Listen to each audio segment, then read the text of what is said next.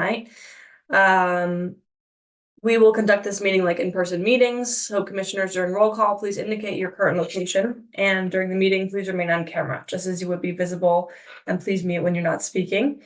Public comment tonight will be via telephone only. To speak during any of the public comment opportunities, please call one of the two toll-free numbers, 877-853-5247 or 888-788-0099. And under the meeting ID number 956-8718-7876 on your phone. This information is also available on the published agenda and public notices section of the city website and on the broadcast of this meeting on CTN channel 16, as well as AT&T channel 99, and of course online at a2gov.org/watchctn. Joe, would you please read the land acknowledgement for us tonight? Yep. I acknowledge that the land the city of Ann Arbor occupies is the ancestral, traditional, and contemporary lands of the Anishinaabe, including Odawa, Ojibwe, and Bodewadmi, and Wyandot peoples. I further acknowledge that our city stands, like almost all property in the United States, on lands obtained, generally in unconscionable ways, from indigenous peoples. The taking of this land was formalized by the Treaty of Detroit in 1807. Knowing where we live, work, study, and recreate does not change the past, but a thorough understanding of the ongoing consequences of this past can empower us in our work to create a future that supports human flourishing and justice for all individuals. Thank you, and could you please take the roll call? Yep, there's someone there. Let me promote him. Yeah, I've heard Commissioner Sendra said he was running a little late today, but Commissioner Berkowitz.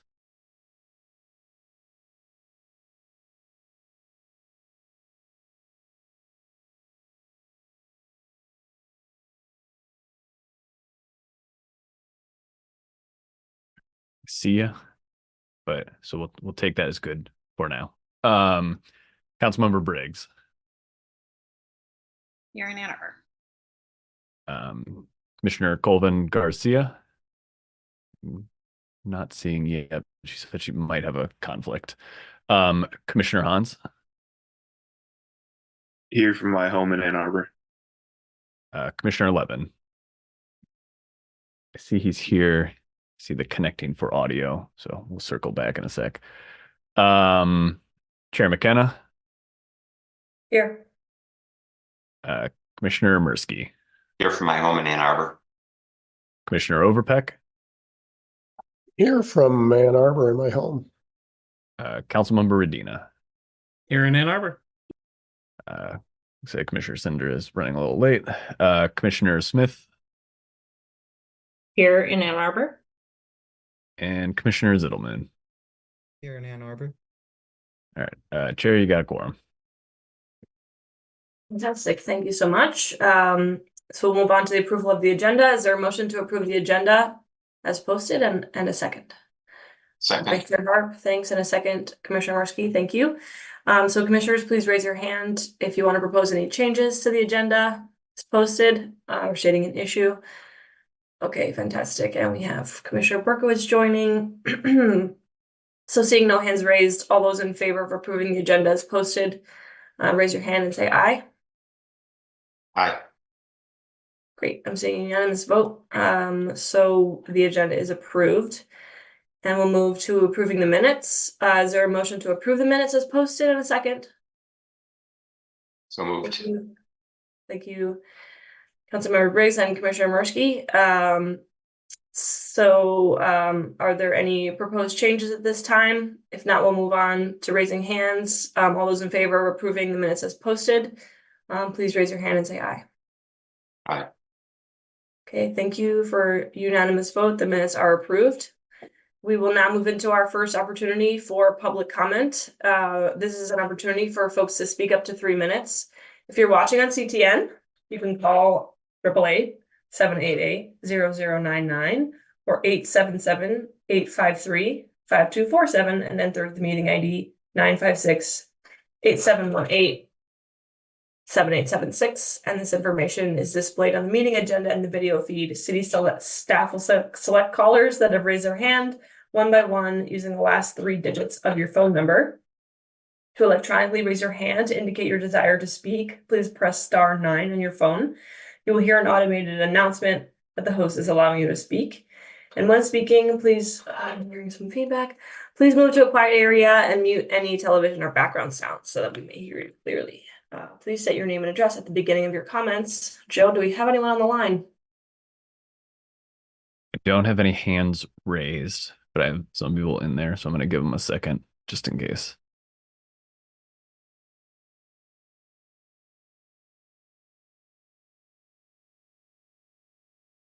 All right. Caller ending in 134.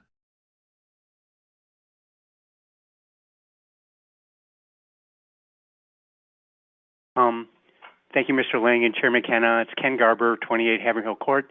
I wasn't going to speak, but seeing no one else at public comment, I figured I'd chime in. I look forward to all the presentations tonight. They all look excellent. I want to raise an issue that's not on the agenda, and that's the DTE capacity problem. Some of you know what I'm talking about. We've seen a lot of good developments that want to go all electric, new construction, end up using gas because DTE does not have the capacity to serve the building. This has been extremely frustrating to me personally. It happened just last week when the architect for 711 Church, a 17-story building that intended to be all electric, ended up having to go with gas boilers because DTE said it didn't have enough capacity. This has been an issue elsewhere, and it's legally unacceptable, in my opinion. Under common law and also modern federal and state statutes and regulations, monopoly utilities are obligated to provide service to all customers within their service territories, even if they have to do this at a loss. You can't just say, sorry, not enough capacity. Duty to serve, as I understand it, is a rock-solid legal principle. But unless we hold DTE to this, that company, I think, will refuse or delay, and here's why.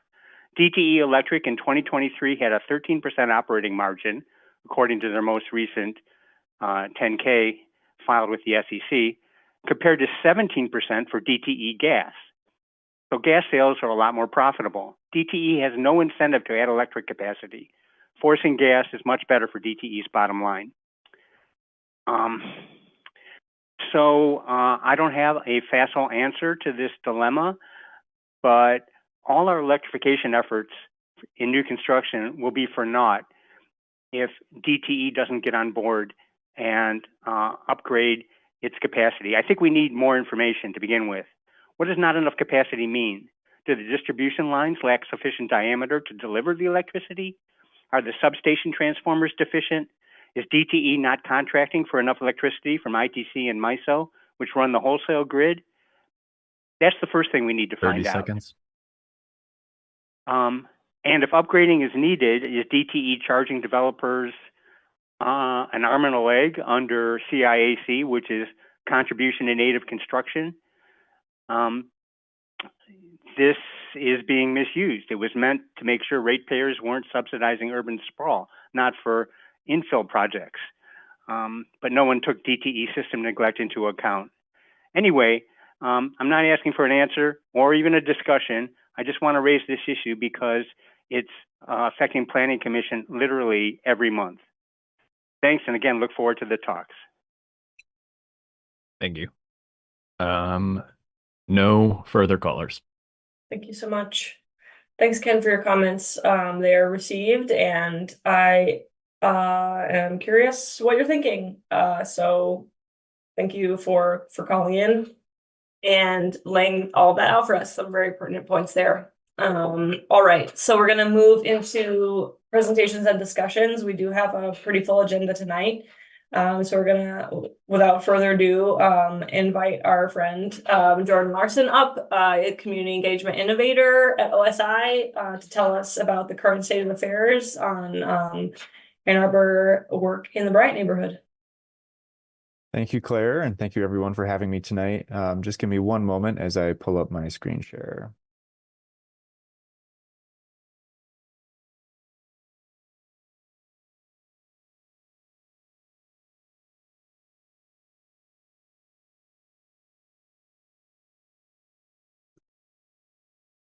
All right. Can everybody see, just to confirm?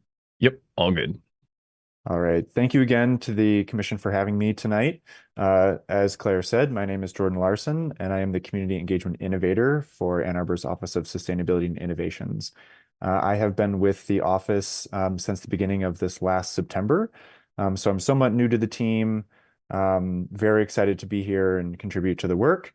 And one of the things that I just wanted to kind of begin with is to highlight and stress that, you know, my role within the office is to support the community engagement and communications that we're doing. And so while I may not be an expert when it comes to some of the technicalities behind the energy work that we're doing, a lot of the work that we're doing in the Bryant neighborhood is very much you know, resident focused, engagement focused, and that's why I'm here to present to you, because that's been the primary project that I've been working on. So I appreciate you being here, and I'm happy to share some updates with you all. So to kind of just run over the structure of what we're going to talk about today, just laying out kind of the agenda or table of contents for this presentation. We'll start with a general overview of what the work is and the project, and some of the grounding and kind of approach and thought process that we have behind the work. Highlight some of the planning of what's gone into how we're approaching our community-based energy work in the Bryant neighborhood, what we're doing with implementation and kind of how that's going. And then we'll be discussing a little bit about the exciting district geothermal project we're pursuing, and then end with some highlights of additional work and takeaways.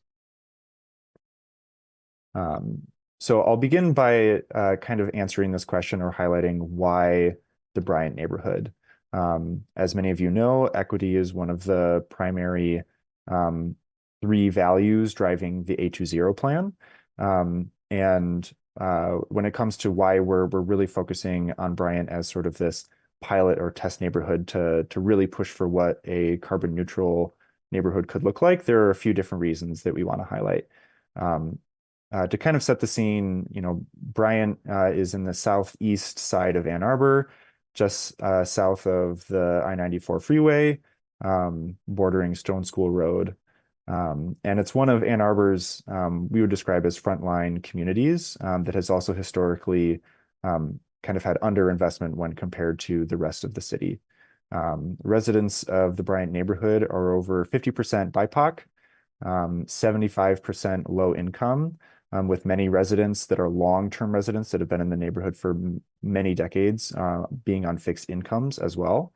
And roughly average energy costs are between $1,300 and $1,800 a year. Roughly 1/3 of residents are classified as energy cost burdened.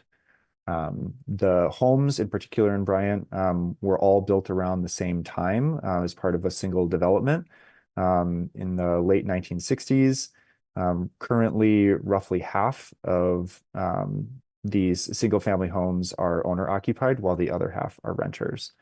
And now one of the reasons you know, that we especially wanted to focus on Bryant is to acknowledge that trying to transition an existing neighborhood like this to being carbon neutral is a challenging, difficult task, especially recognizing that, you know, homes built prior to modern energy codes and homes that are a little bit older have a lot of repair work that need to be done as well.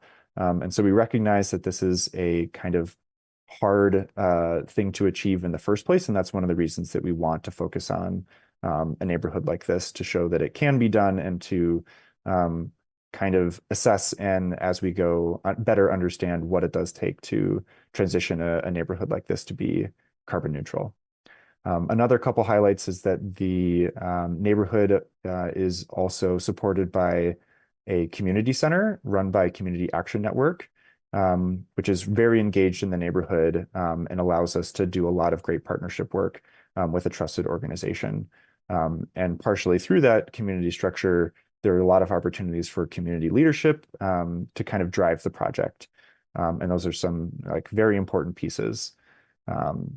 Yeah, so as I mentioned, you know, so much of this work is being done in collaboration with the Bryant Community Center and Community Action Network. And so having kind of a home base in the community has been essential to the work.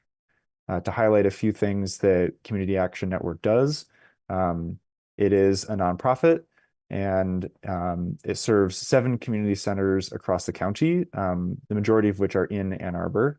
And this one in particular, the Bryant Community Center, provides a number of services to the neighborhood. One thing to note is that it hosts the county's largest food pantry, which is one of its biggest operations. It also serves as a site for after-school programming and summer youth programs as well, that support students through some of their schoolwork and also through some professional development, and also supports community capacity building in a number of different ways.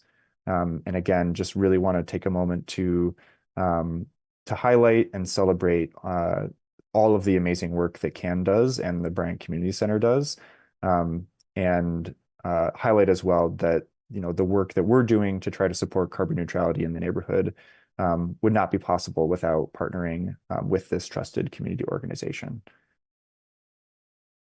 Now to kind of just give an overview of kind of the planning and what has gone into how we're approaching the project. The goal that we're trying to achieve is to transform the Bryant neighborhood into really what might be considered the first fully decarbonized existing neighborhood, especially in Ann Arbor, but in Midwest and possibly the US as well. Now, to sort of get this process moving, we started with grants from the McKnight Foundation. And this first step is to do home energy assessments, which is to work with residents to better understand the needs in their homes, what types of renovations are required, what can be done from an energy perspective. And one of the things that we really want to highlight is that in kind of developing this project and moving this project forward, we were very open to and really leaned on community feedback and community leadership and how we kind of got this process off the ground. And so some of the things that we learned early on in the stages of the project through listening to residents was to think about the way that we are referring to energy assessments. Instead of calling them energy audits, we call them assessments instead. And a lot of this focuses on a lot of our work in the neighborhood focuses on and highlights health and safety, along with the climate impacts as well. So that's kind of how the assessments are critical to the beginning of the work. And as far as the planning phase for funding improvements, while this is all going on, we've been strategically applying for grants to actually do the retrofits and change making within the community. So that's kind of how things started. Again, we kind of already provided a little bit of detail on this assessment process with changing the names from audits to assessments, the focus on health and safety. And one of the things that we found was really helpful to getting residents on board was just to even compensate them for their time engaging with the assessment process. So residents that complete their energy assessments receive $50 Visa gift cards. And that has been a big help in getting folks to take some of that extra time to walk through the assessment process with us. And at the end of that assessment process, we create a report on the home and what can be done to make improvements. And that is done through the energy software program Snug Pro. So we put everyone's information in Snug Pro, develop these reports, and provide those reports to the residents themselves, but then also use those as we try to connect residents to the programs and resources that we have. Now, as far as the actual making improvements parts, which is the kind of the main goal of what we're trying to do here, we're using these assessments to coordinate and fund the improvements by stacking as many different grants and resources that we have. Really focusing on the health and safety components, energy efficiency, beneficial electrification, renewables where we can, as well.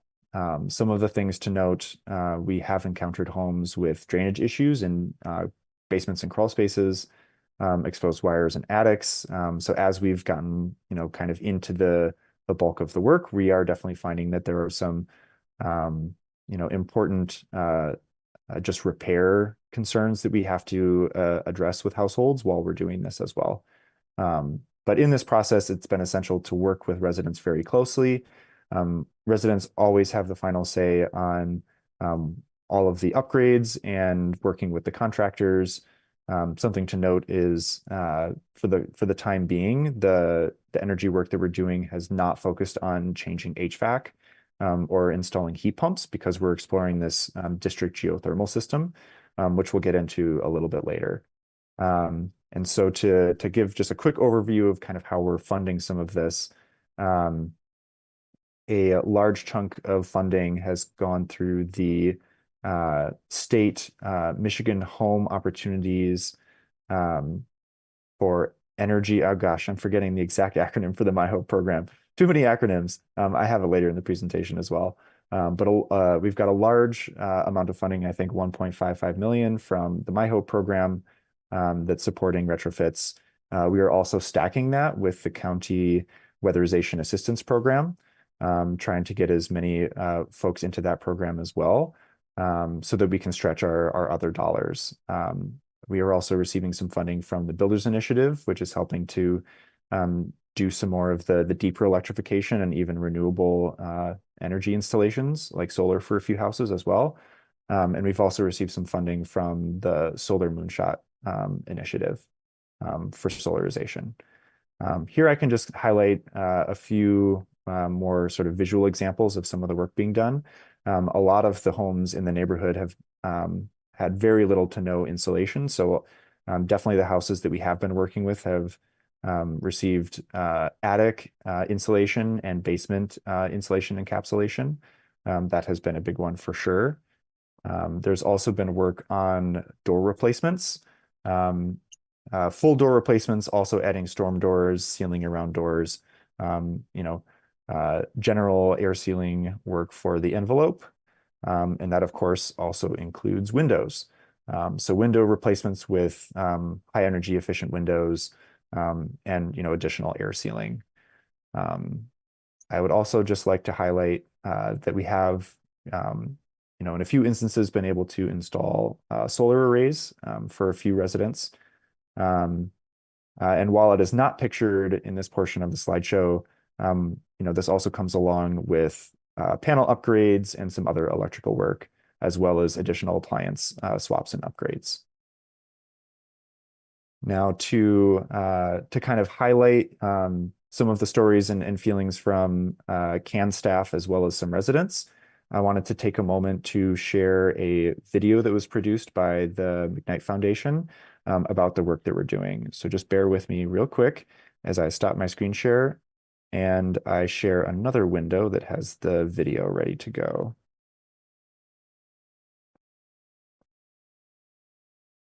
It's actually looking like maybe we don't have permission to share sound. That's okay. I know that's maybe happened with our Zooms before. I can share this video after the session, and it is included linked in the slideshow. Yeah, I think that'd be awesome, Jordan. Let's do that. Yep. So I would definitely encourage watching the video. It's great to hear from some of the residents and hear some of those stories. But we can move on. So let me go back to my screen share of the slideshow.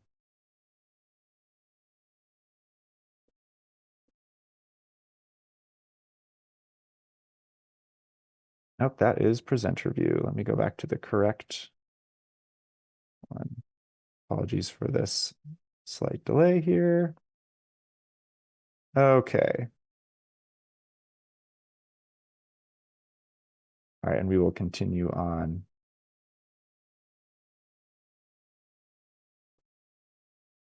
So here, just to highlight some of the progress, the current progress that we've made.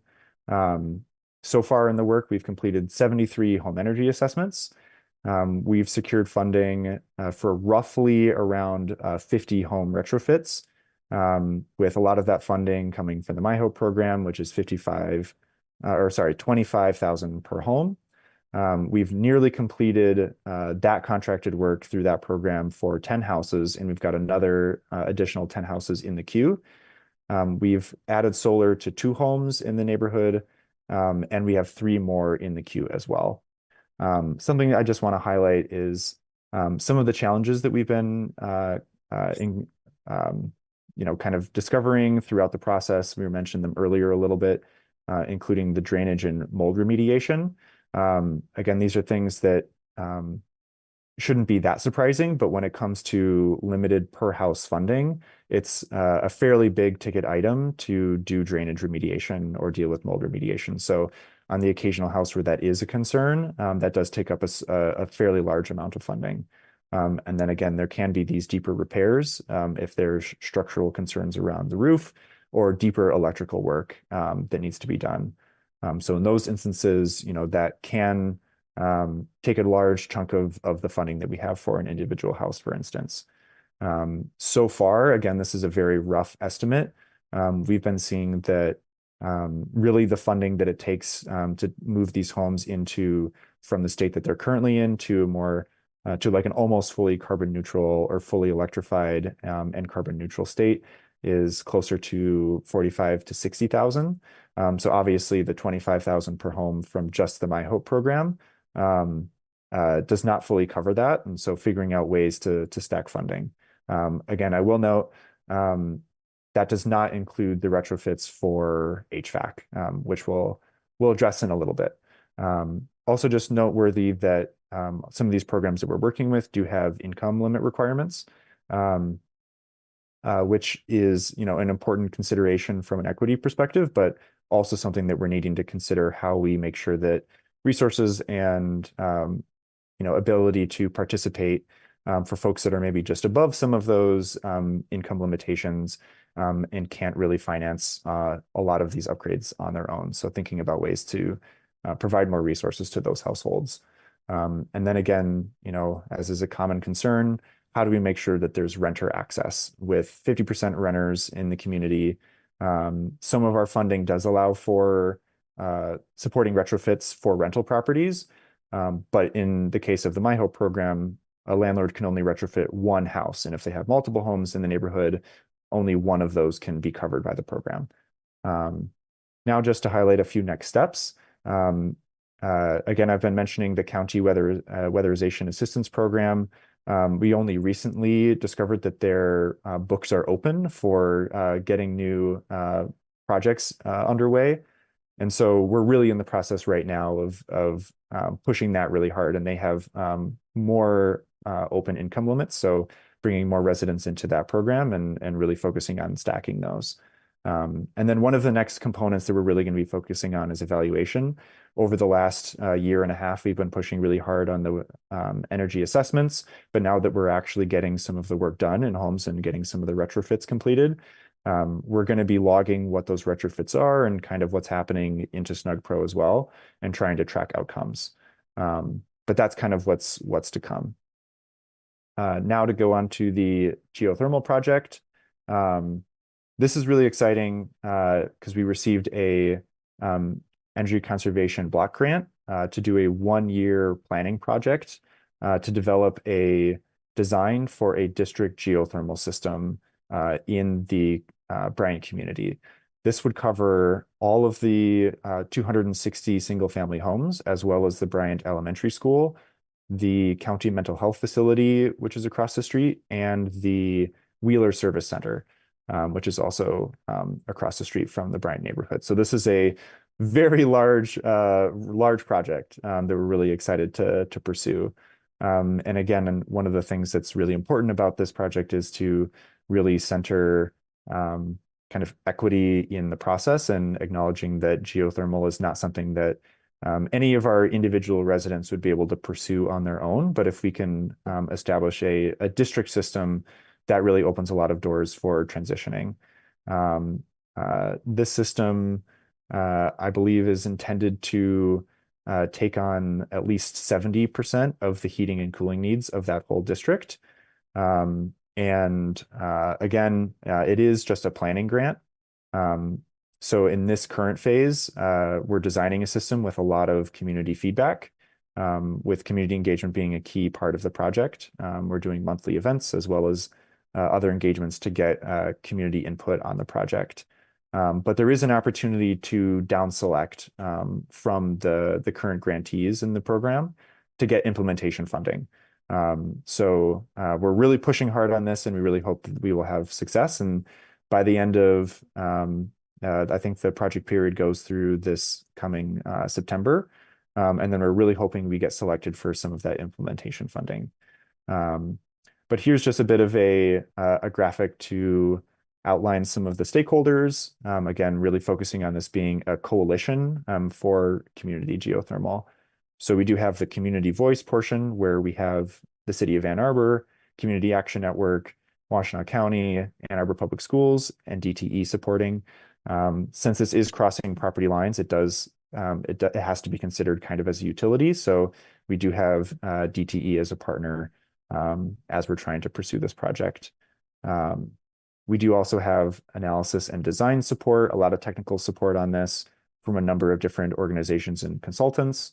There's also a workforce development component where we're really focusing on how we can develop and make more equitable access to the workforce that needs to be kind of created to really push additional geothermal work in our kind of local and regional communities. And how can we kind of get some of that information into the community about opportunities there. And then we have partners for deployment, the actual geothermal contractors and those folks.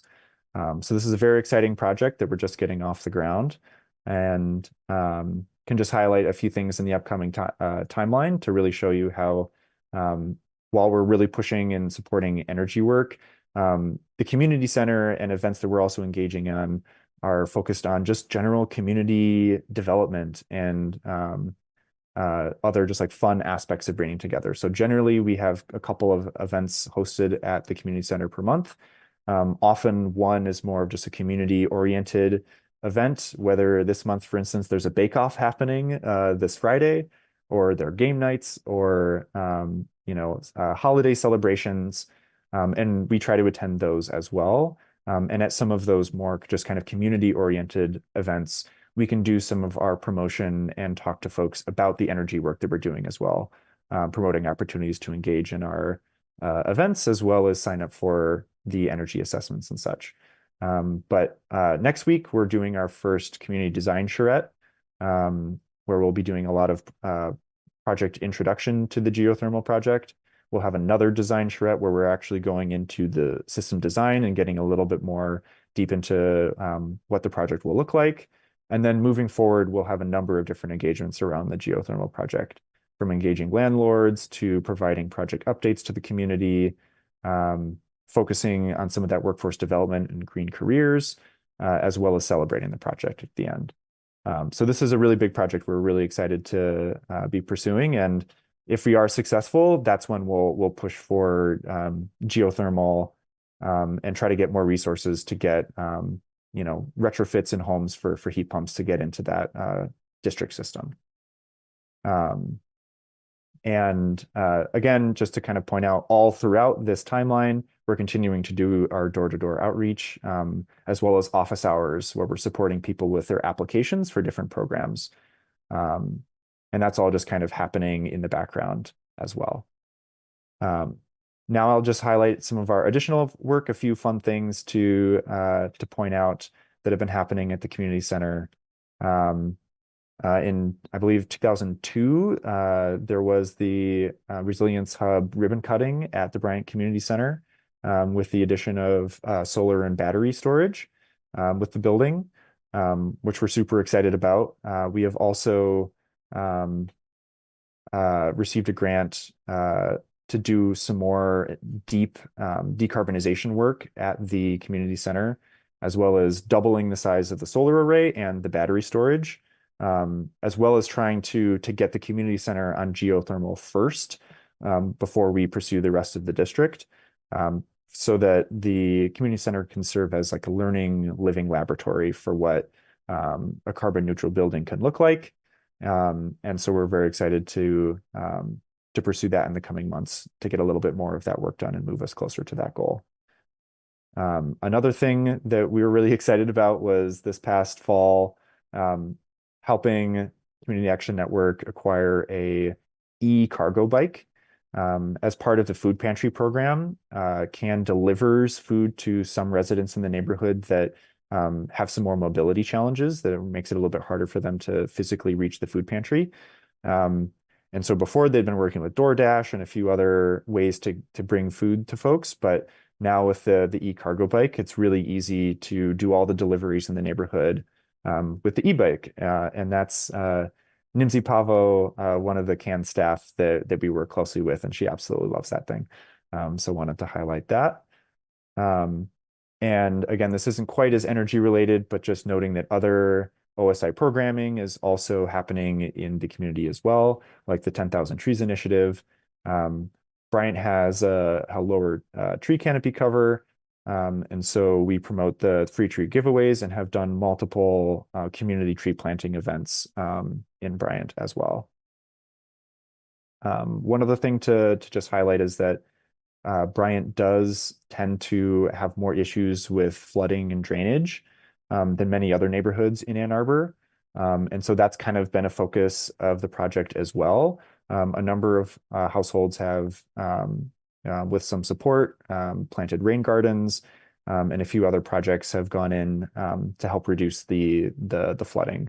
But again, just kind of an example of how the Bryant neighborhood is one of our frontline neighborhoods, and flooding and other climate impacts are a concern in that neighborhood.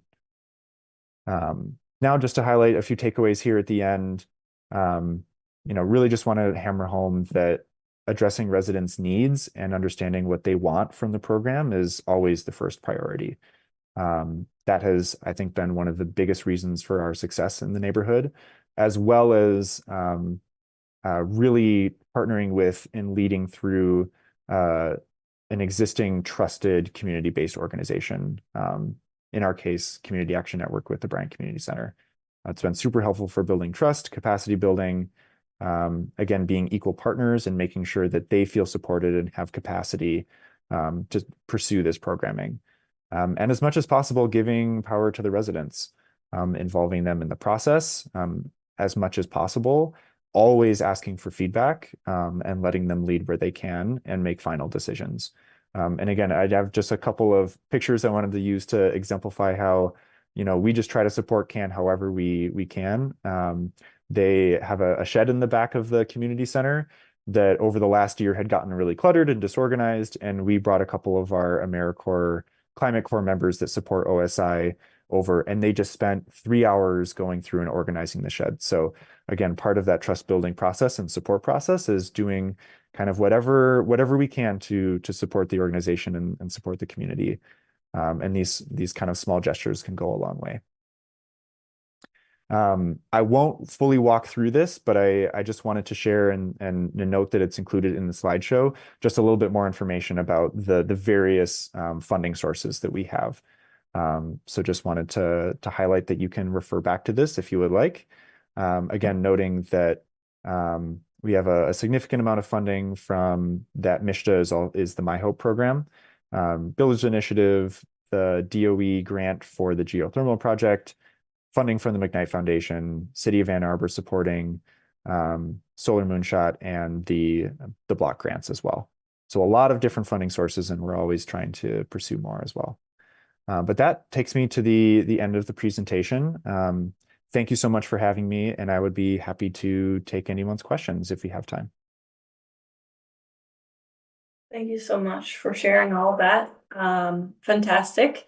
I'm going to open up the meeting here for comments from commissioners. I definitely have comments and questions, but I'm going to open up the floor.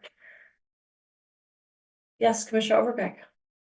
Hi, that was very impressive, Jordan, and I really appreciate what you guys are doing. I wonder, do you get any residents who or homes that are just not interested in being part of it? I mean, are you getting 100% participation? That's a good question. And what I would say first is that we've been pleasantly surprised with the level of participation. Generally, when I think that there's some hesitance, especially at first, if there are some community members that haven't been very engaged with the community center previously. Generally people are not trusting of people saying we have programs that we can give you for free.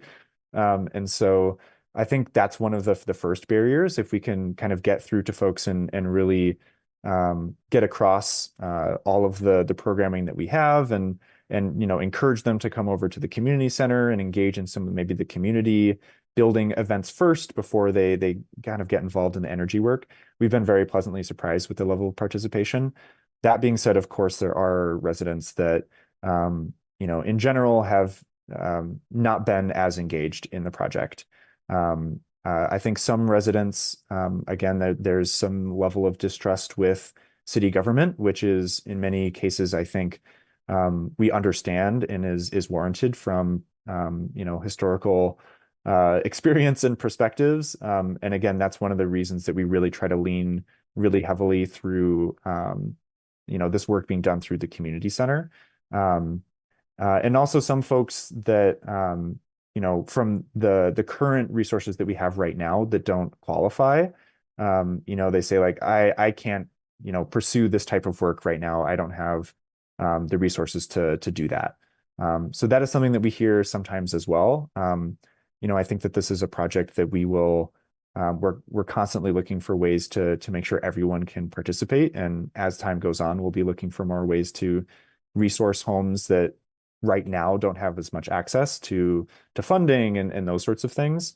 But at least we have enough right now that there are a lot of households that are like, yes, if I want to participate, if I can get if I can get new windows and new doors and get some of these things fixed up, there's a lot of excitement to get some of that work done.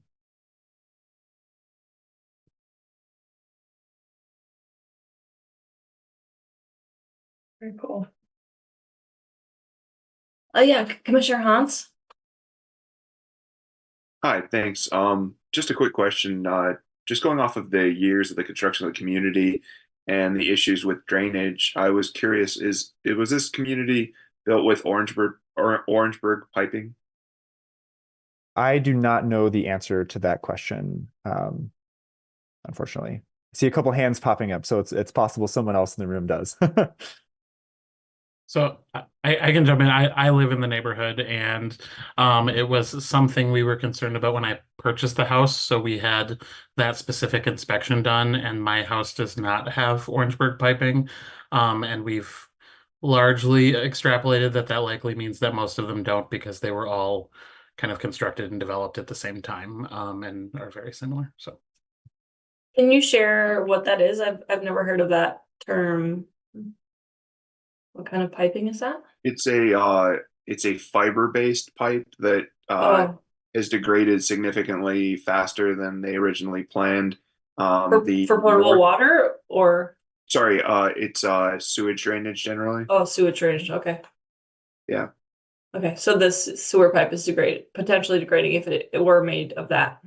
Yeah, large swaths of the city that were built in the 60s I see. suffer from that issue. Interesting. Good context. Okay, Commissioner Mursky. Yeah, I've got a couple of quick questions. I'll just go ahead and pose them all at the same time. First of all, I'm wondering if the assessments include blower door tests before and after. Secondly, I'm wondering, I didn't see DTE as being part of the funding sources, and that's a little bit disappointing. I know the state ERW, the energy waste reduction spending was increased in the recent set of bills that were passed, and I think 25% of that has to be spent in low income housing or low income areas, or there's also the DTE Foundation. So I'm wondering if there's any participation by DTE with incentives or anything like on appliances. And then third is a question that I posed before today's meeting, and that is Bryant is one neighborhood. It has 260 units. And the city has almost 50,000 units, and by various counts, roughly 50 different neighborhoods. So the question is, when can we start to take the lessons learned and the models and the best practices from Bryant and start deploying those across the other 49,000 odd housing units in Ann Arbor? So that's it. Thanks. Yeah, absolutely. I understand and can definitely respond to all of those questions. First, just to clarify for the assessments, what we're currently doing right now does not include blower door tests pre and post. As far as my understanding, there was some back and forth about how we wanted to structure those, how in-depth they were. We've partnered with Elevate closely on this process. One of the things that we came to was for access reasons, some people prefer to do virtual home energy assessments. So we have a process where people can take some photographs of some of the key appliances and then speak to someone over the phone and kind of like walk through the assessment virtually, which has gotten a little bit more participation. So we are not currently doing blower door tests. And then can you remind me what the second question was? Sorry, my apologies. No problem. PTE. Yes. I am not, and Joe's been with the office a little bit longer than me. I'm not sure if we've had direct DTE collaboration on kind of the individual home retrofit side of the work. They are collaborating and contributing to the district geothermal project, but yeah, Joe, I'm not sure if there's been direct collaboration on this other kind of aspect of the work. Yeah, there hasn't. Part of that's just how funding stuff has been, but part of it when it comes to like the rebates, like the energy waste reduction ones and stuff like that. And this happens not just with DTE, but other rebate opportunities in some cases where it's a matter of who is funding the work and who's applying for the rebate. Since in this case we are the one, or well, either OSI or CAN or whoever has secured that particular grant is the one who's going in and paying for it. Since we are not the homeowner, we cannot take advantage of that grant opportunity. So kind of one of those, trade-offs where it's like, cool, they could get that discount if it was the homeowner paying for it, but then it's the homeowner paying for it and not, and then the flow through of funds just gets confusing when it's, paying up front and then giving funding back in form of reimbursement. So it just ends up being trickier and not fully feasible under the current funding structure with that.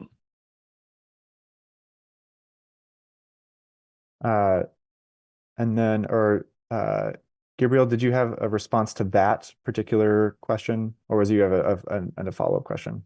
I do have a build on that, but if you wanted to get to the other first, that yeah, I'll address that first.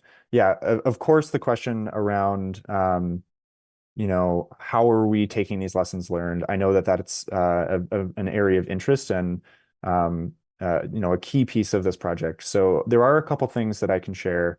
One is that the experience and kind of process of learning going through the development of the assessment itself has helped inform how we're doing the assessment process for the Home Energy Advisor program that OSI is launching this year. And so, there have been some lessons learned in terms of what is working, what hasn't worked, what that process can look like. And that a lot of what we've learned and done in the neighborhood has directly supported the HEA program. And similarly, I think some of those learnings has also supported the development of the rebates program. And in general, we see the HEA and the rebates programs as being kind of like our first big step in making sure that there's some resource access. And again, some of that, like, especially from the Home Energy Advisor program perspective, some of that tailored individual pathway to zero support and understanding what that can look like. And so that's one of the really big ways that we're hoping this kind of work can reach the rest of the community. But the other big one, I think, for me is just that we've learned a lot about engagement at a community scale or at a neighborhood scale, and that is what we are hoping to bring to more neighborhoods, especially now that we have some of these other city programs that are coming online over the next year. Now that there are some resources to support some of that work, now how do we take some of our engagement capacity and some of the approaches and what we've learned doing that in the Bryant neighborhood and do that elsewhere. And our OSI team has been expanding. We now have an AmeriCorps team of 9 folks that are focused on doing engagement and education. So we all of a sudden, as of fairly recently, have this boost in capacity to do more engagement. And so I definitely think that the approaches and the learnings and the strategies that we've kind of come to from this project will find their way into more neighborhoods at that kind of scale and approach, especially promoting these new programs coming online. Joe, is there anything else you would want to add to that question?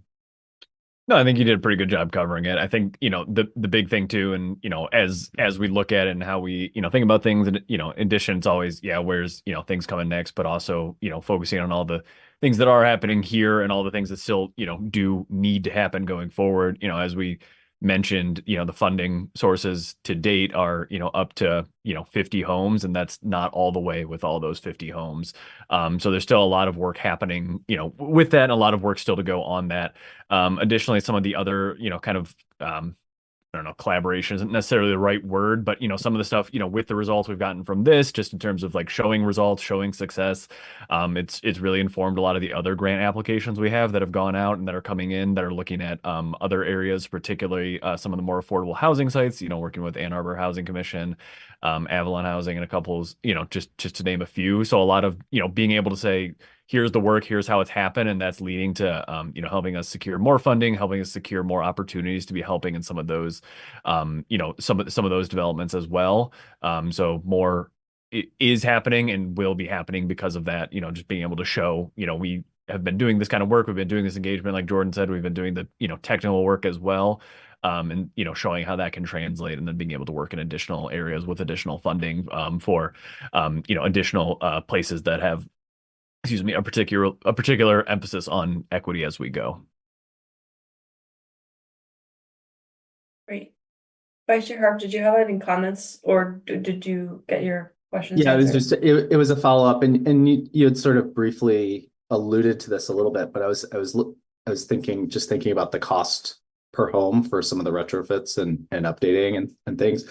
And I think it was $40,000 to $60,000 or something like that per unit, on average. And so I'm curious with respect to sort of questions about scaling, but also with respect to the incentives and the sort of different actors that might be working together in this, both in terms of grant funding, but also DT or others. What's possible in terms of, one, I guess the first question is, are those hard costs of $46,000 to $60,000, or is any of that sort of also offset by incentives and rebates and things like that? Or is that sort of an additional piece of things that might be possible in the future as some of those programs come online? And also, there's a clear tension that you just described, which is for DT, the individual homeowner or resident has to be the one doing the application, but then also these other programs are more at the OSI level or city level. And so I'm wondering just if there are ways of learning about how we might sort of align some of these and bundle them and try to pull it all together. Yeah, absolutely. I think that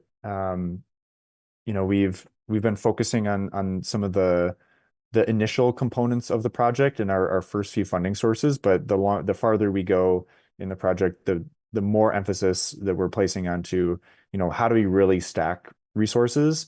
And then, outside of the grants and the funding that we have, how do we provide structures for residents to then access the other program resources, right? Like you were mentioning. And so one of the things that, I mentioned briefly, but didn't provide a lot of detail, is that we're now offering office hours where residents can come in and we can help them walk through application processes for different programs. In the case of a couple of our programs, we actually still need to do that for ours as well. But like we are actively exploring if there are additional programs that we haven't considered yet that we can help people apply to. How can we stack those? And also to answer your question about what is considered in that cost, that is like a very back of the envelope just from some of the things we've seen of our current work. But as far as I know, like that would not include offsets for rebates or like IRA tax incentives, for instance. So that would be a separate consideration. Great stuff. Jordan, I have lots of questions. This is super close to the work that I do. And I just want to say, I'm also super impressed at everything that your team has brought together and is delivering. I see that as the most cutting edge work, that I've seen of this kind, like in the country. So it's pretty cool to see it happening here. Just from the financing stack and the people you're able to access, the collaboration with community groups and all that. So that's super cool. But I'll ask you just one question. What do you feel like you need to move forward? Like what is a major roadblock to success that you currently have? Yeah, I feel like what's sticking out to me is how we, really support some of this transition for households that don't qualify for some of these more stringent programs. Because that's where the bulk of our actual retrofit dollars are right now. And it's still a pretty big barrier for a lot of folks, financing all of this on their own is not very feasible. And so thinking about ways that we can provide better access to those folks that are like kind of just above our income limits, like that's a real struggle. And then also with the eye toward hopefully implementing the district geothermal system at some point, like we'll definitely need resources and support to do HVAC swap to geothermal heat pumps. That's going to be huge. The implementation dollars would go a long way to getting a system installed. But again, we have to go back to the individual household level and say, how do we provide the resources to make sure that, the houses that we've already done a lot of that efficiency and weatherization work that would be like such prime candidates to really benefit from this geothermal system, like how do we get that heat pump in their house? That's going to be kind of a big question for the next phase, especially if we get implementation dollars. Cool. Okay, well, I'll follow up with you on some of that. Commissioner Levin, do you have a comment before we move on? Yeah, I know we've been going for a while here. I appreciate the presentation, first of all. One thing that I sometimes think about is like how there's like similar homes, and I'm wondering if the Bryant neighborhood has like a lot of similar homes, and possibly if there's some sort of lessons in terms of like, I mean, it's great to go in and do all these audits, but it's also expensive, and I'm wondering if there's some sort of cost savings and learnings that we can get from like very similar homes. Like, I mean, typically in my understanding, like the first couple things that you want to look at are like the attic insulation, and I mean, this is obviously very generalized, but oftentimes the basement as well. And you can maybe not necessarily have to do audits all the time. I'm just wondering if there's any cost savings or ideas around similar houses. Yeah, I definitely can share that. It is the case in the Bryant neighborhood that I think from the original development, there's 2 dominant floor plans. So again, almost all the homes were built within 2 years or like 2 or 3 years, and the majority of the homes have one of 2 different floor plans. So there is a lot of similarities. And so I think we have been seeing from some of the assessments that we're finding some consistent issues or things that are coming up in the assessment process. For sure, the insulation is one. Again, we've been finding that for a number of houses, the drainage concern, we need to be checking the crawl spaces for flooding damage or for drainage issues. As far as what a strategy might be for like rethinking trying to get everyone through the assessment process, we haven't really like strategically worked through what that might look like. Because right now we're also kind of using it as an engagement tool for people to get invested into the process. And since we do have funding for some of those incentives to kind of engage in that, that has been an effective way to get people to kind of come to us with like, oh, okay, now I'm a little bit more aware of what's going on in my home. And now that we've had this assessment, you're talking to me about resources that we can do to kind of facilitate that. But I think you're right that it's worth considering how, if we kind of know what the average house looks like, is that process the correct process for every single household in the neighborhood? I think that's a reasonable question to consider. Great. Thanks for spending this time with us, Jordan. We've learned so much about this process, and I know you'll be back to update us later in the year. So thanks for doing that. Yeah, happy to join. Thanks for having me. Cool. Okay, so I would like to switch it over. Commissioner Overpeck, are you still prepared to present tonight? Yes, Okay. it'll be a little quicker. Yeah, well, just one sec. So I just want to outline the plan. So let's have you present, and then we'll have a conversation, and then we'll take a 5-minute break, and then Jen Culbertson's going to join us for the final presentation. So that's kind of how we're going to move through the night. So I'll pass the mic to you. Sounds good to me. You ready to roll?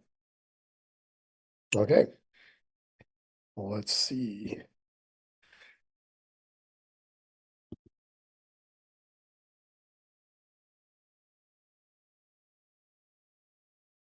Why, oh, why? Okay, everyone can see it? Someone can see it? Great. I want to talk really briefly tonight about how climate change is proceeding. We've had quite an interesting year so far, last 12 months, and I'll allude to some of the reasons why, but I'm really happy to see folks really moving out on climate action because I think the motivation to do it is only getting stronger. I'm not going to talk about the impacts of climate change on Michigan in a comprehensive way, but I think it's worth noting, as all of you know, as the climate warms, the atmosphere can hold more moisture. So one of our biggest impacts in Michigan, and indeed much of the world, is more intense rain when it rains. The odds go up that the rain will be coming down harder. So that's affecting rural areas and farms in Michigan. It's also, of course, busting dams and causing considerable suffering in southeast Michigan. Here's just something that came in the 5th U.S. National Climate Assessment last year, just showing how big the change has been in terms of the percentage of water or rain falling in the heaviest 1% of events. In the Midwest, it's gone up 45% already. And as most of you know, we have warmed the planet between 1 and 1.5 degrees C. So we're getting associated with this more intense rainfall, but of course, more flooding too. And it's a direct result of a warming atmosphere.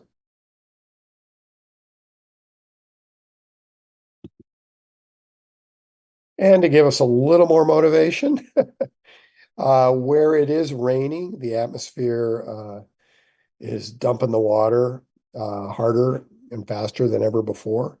But where it's not raining, the same atmosphere that is warmed and can hold more moisture is demanding more moisture from the land surface and vegetation. So other parts of the world, paradoxically, are getting drier and more drought prone, while we get wetter and more flood prone. And one of the more iconic droughts that have developed is in the Southwest US, where people still talk about getting water out of the Great Lakes. And that's one reason why we're spending a lot of time making sure that we understand this situation. And hopefully my dog isn't disturbing everyone. She's going nuts.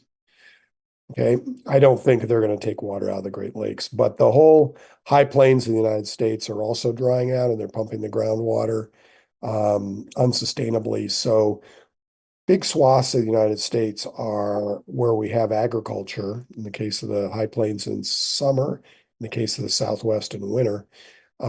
We get a lot of food from these two places, are going to dry out unless we stop climate change real quick.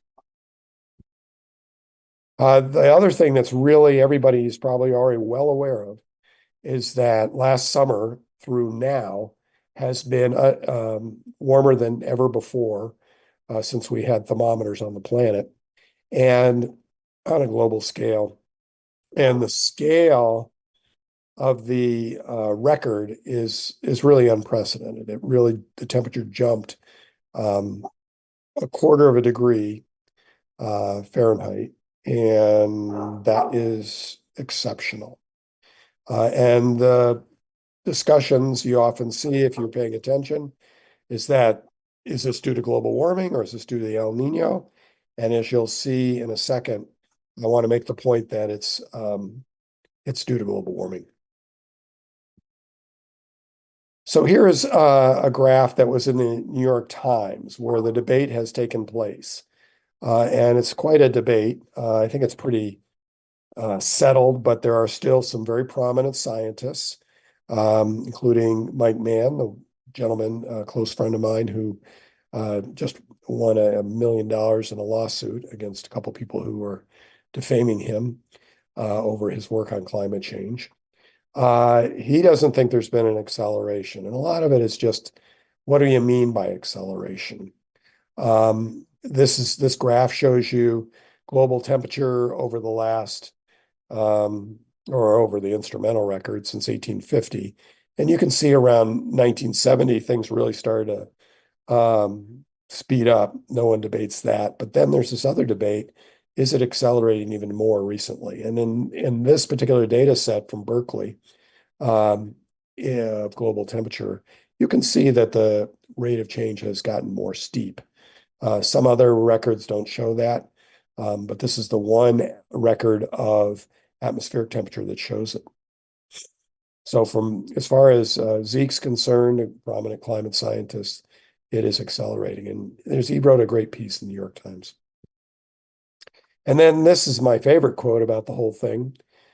Jim Hansen, who was my postdoc mentor, the guy who in 1988 was the first person to get appear before Congress and say, climate change is happening. We can observe it.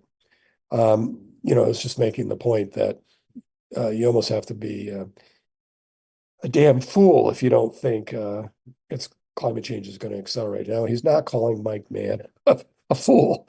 They both get along just fine. But he's just saying that we're going to continue to see an accelerating problem. And here, there have been a couple studies that have recently been published that really make it clear what's going on. And this is, I think, my favorite. This is by a group down in Australia. And what they've done is they've looked at all the records, different types of records, in situ, robotic. I don't think they use satellite, but they're using all the in situ measurements of ocean heat. And they're putting them all together and they're getting an answer about what's going on with ocean heat. Why ocean heat? Well, it turns out over 90% of the heat trapped by greenhouse gases is absorbed by the ocean. And if that wasn't taking place, of course, the atmosphere would be a heck of a lot warmer, and we'd certainly be complaining even more than we are already. But as the ocean takes up heat, it also can start to saturate in the amount of heat it can take up. So that appears it might be happening. But the most important takeaway is this record.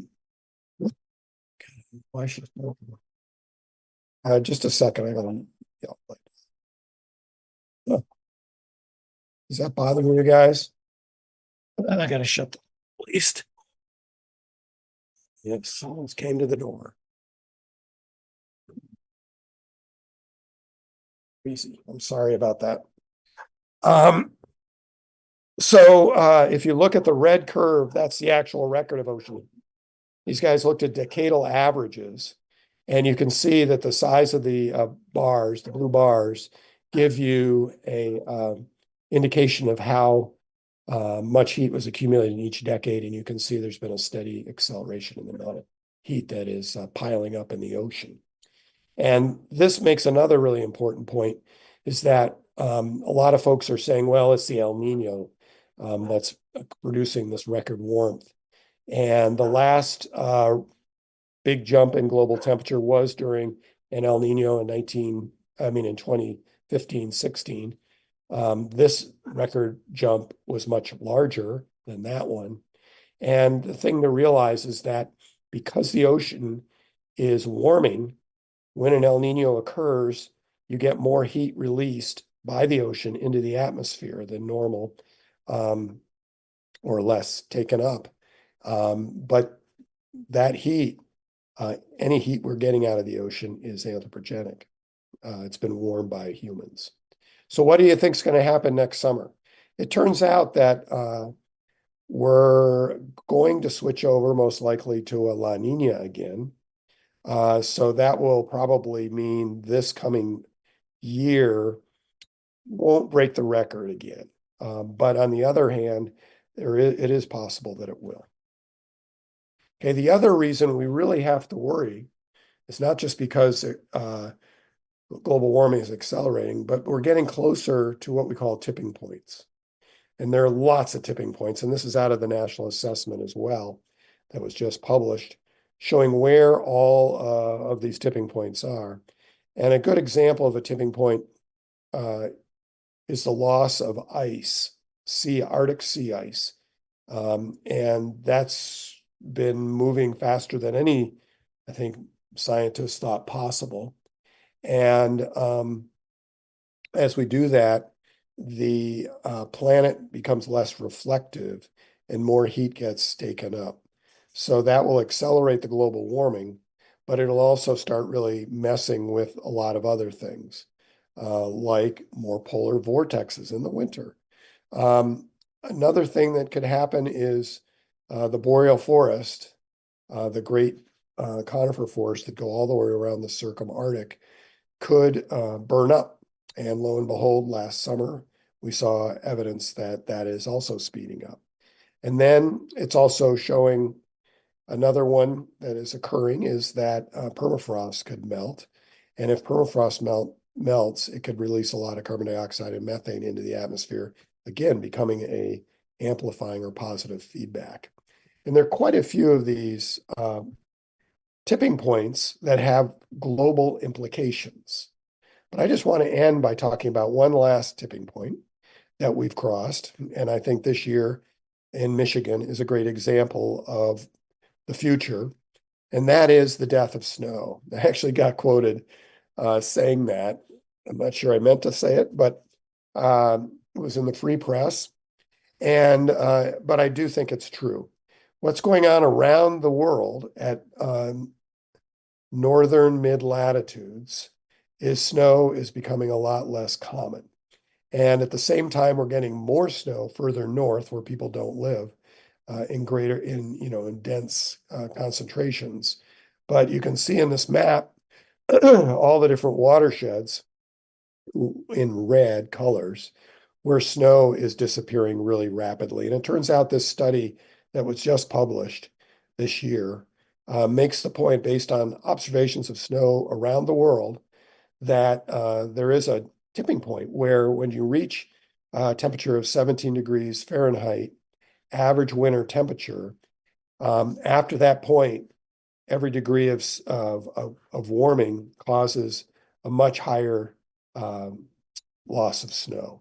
So we are really beyond that tipping point now. And throughout North America, in these areas that are shown in red, we're going to start seeing a more precipitous decline in snow cover and snowpack. And this will have huge implications out west. But it also means this is one reason why we're getting more intense precipitation, because we're starting to get intense precipitation in winter, not just in the spring and summer.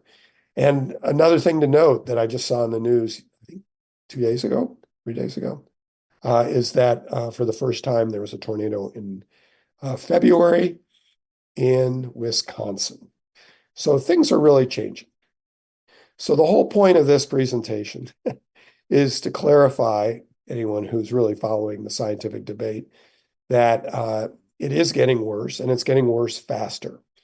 Climate change is accelerating, so it's really important that we really move faster than ever in Michigan, across the US and around the globe, to halt climate change.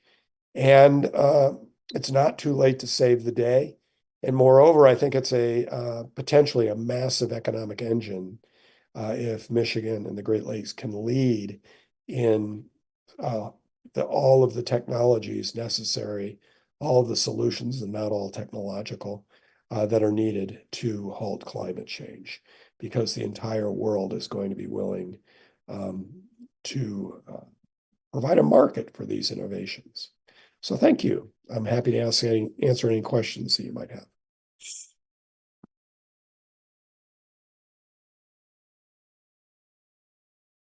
Commissioner Levin?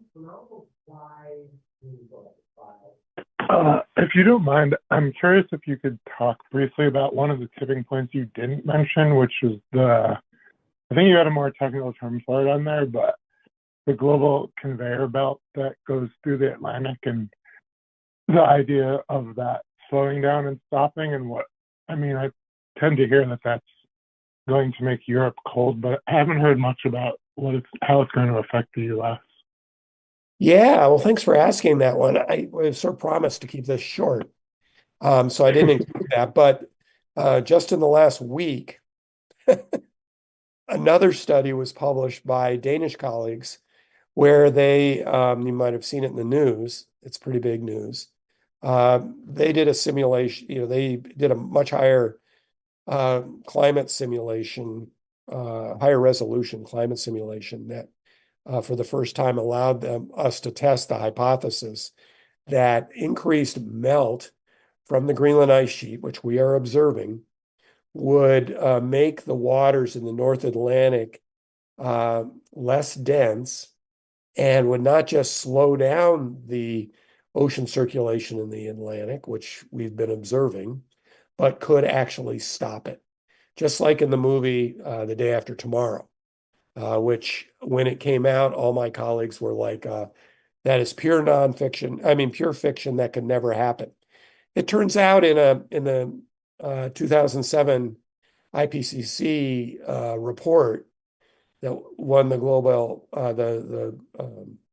Nobel Peace Prize, we argued a lot about that.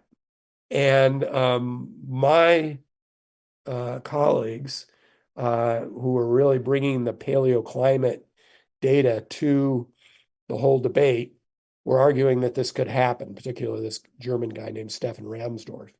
And my other colleagues who were relying solely on models that were not high enough resolution, that were too crude, didn't have all of the processes necessary to really evaluate this. They were saying since we couldn't simulate it, we couldn't say it could happen. But now we think it could happen. To answer your question, to make it even worse, Noah, it could happen in this century.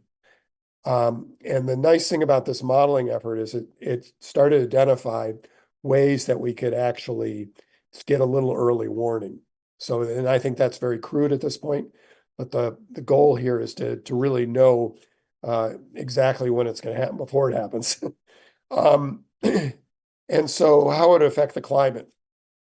Europe will get hammered. It'll get much colder and stormier. In Europe, it'll be drier, and it'll be a much worse disaster than the global warming alone. Of course, most of the Earth will still continue to warm. And in North America, because we're at the same latitudes, we'll see some cooling along the, in closer proximity to the Atlantic. So the closer you are, we will get some cooling. But as you get further away from that, the warming will overwhelm it. And a lot depends on how much warming we have before this thing shuts down. My guess is that we can avoid this particular tipping point if we're on the trajectory we're on now. But that is it's a guess. We don't know that for sure. So you can bet your Bippy that every climate scientist who can is going to be trying to really look at this in a much more close fashion and figure out where the tipping point's in and how real it is. But we are really a little more, I have to say we're a good deal more scared than we were a year ago. This has been an exceptional year in the kinds of changes we're seeing around the planet. We really do have to halt this sucker. All right, John. I'd like to cut to the chase. I noted your takeaway. I know our primary mission is to advise council on policy decisions. Knowing what's going on in Ann Arbor and knowing what you just presented, is there anything that you recommend policy-wise that we should be doing? That's it. Well, I really love what Ann Arbor is doing, and the aspirational carbon neutral by 2030, I think, is great. Someone has to be that bold. And Ann Arbor hopefully has the wherewithal to at least get close if we don't pull it off. I think the big thing is we need to figure out, and for me personally, I like to think of what's going, and the university is going to hopefully soon announce a much bigger climate initiative aimed at speeding things up, not on campus alone, but off campus. And I think that will be a big help. But I think we really have to figure out how to change the policies in Michigan and beyond, but Michigan can provide a place to start, and I think a tipping point for the nation if we can pull it off, because we're not a liberal East or West Coast state. We're a purple state, a industrial legacy or Rust Belt state. We are a state that if we can pull this off at high northern latitudes, anybody can.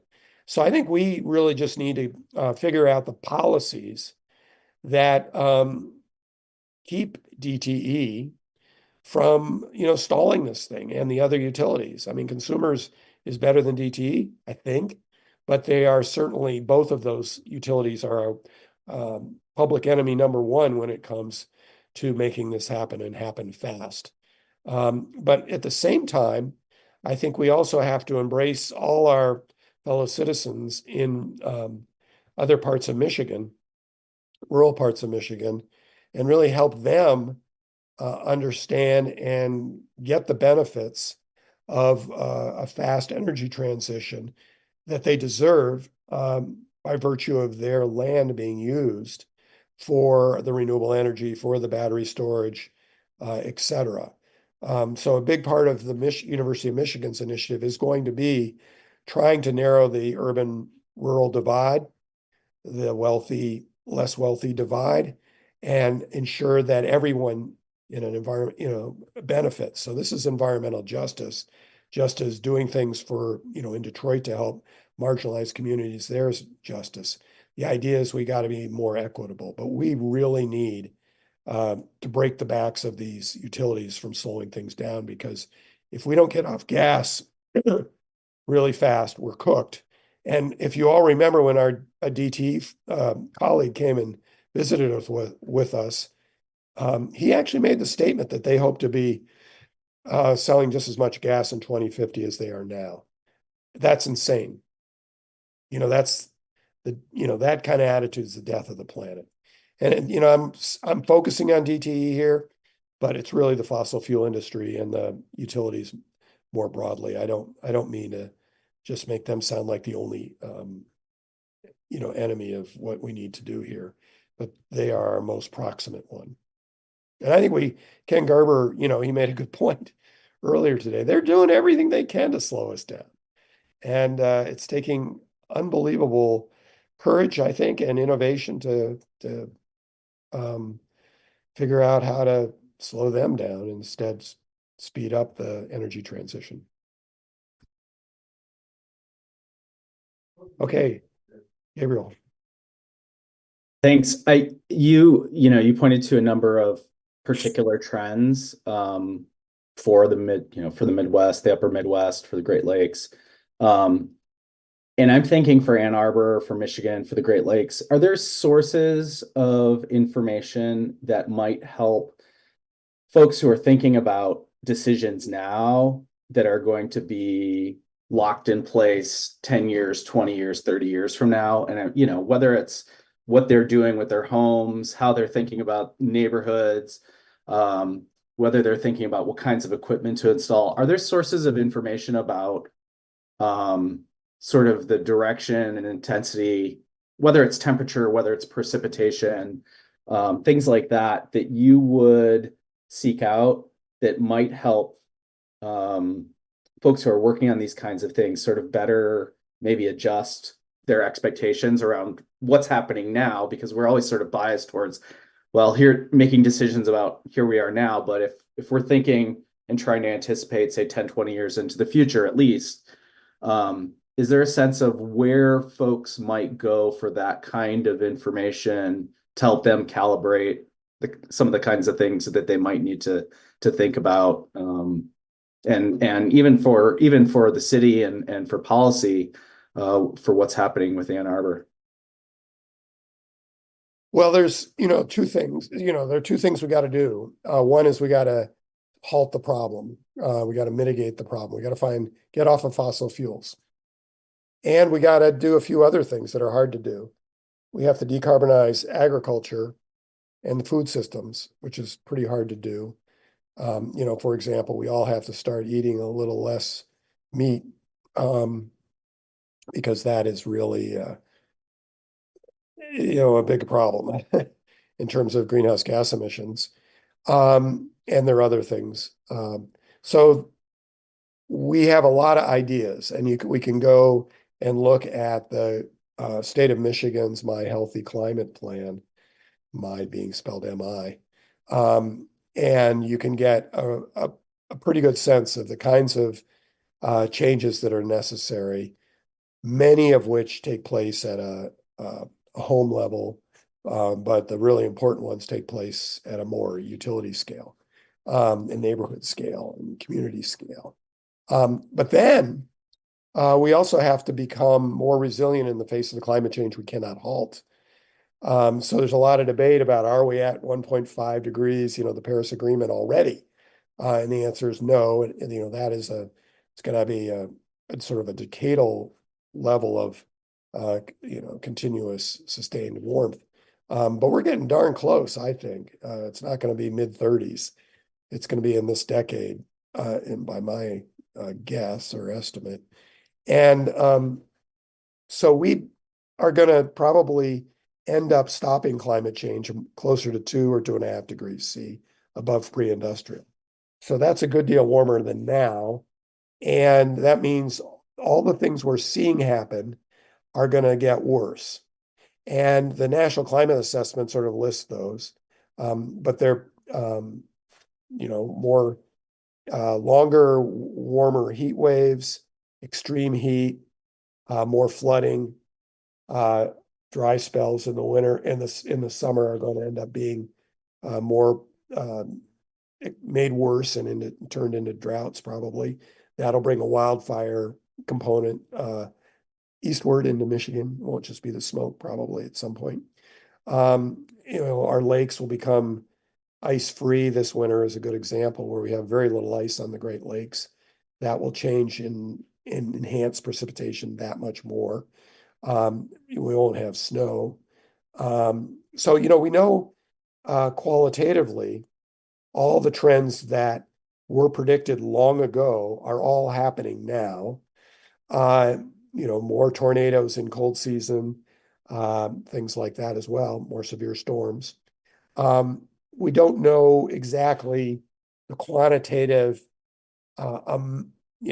nature of these extremes, in exactly what chronological location going into the future. So that's something the scientific community is going to continue to work on, is to provide the specificity, the quantification. But we kind of know everything that's going to happen. So that means, that the Great Lakes Water Authority is very interested in figuring out how to deal with more flood situations in their service area, including Detroit. No brainer. Had a lunch today with some folks in the private sector talking about what could we do to deal with all the flooding. And their natural solutions, their technological solutions, these are all the kinds of things that we'll continue to innovate to improve. But we have the information now on the trends, and therefore anyone in Michigan can get a pretty good handle on what's ahead for them qualitatively and what they should be preparing for.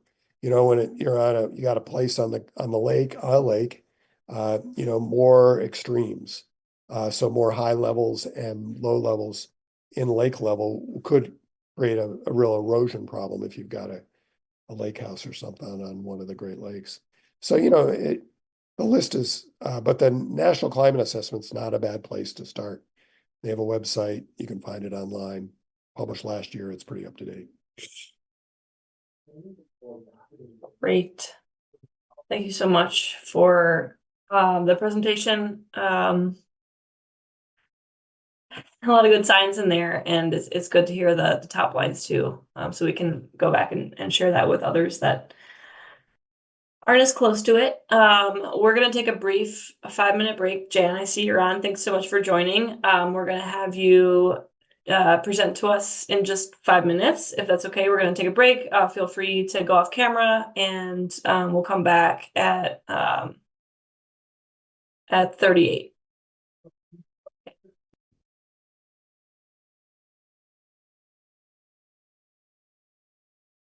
And I made you co-host, so you should be able to share screen and all that when we get back. But if you need anything, let me know.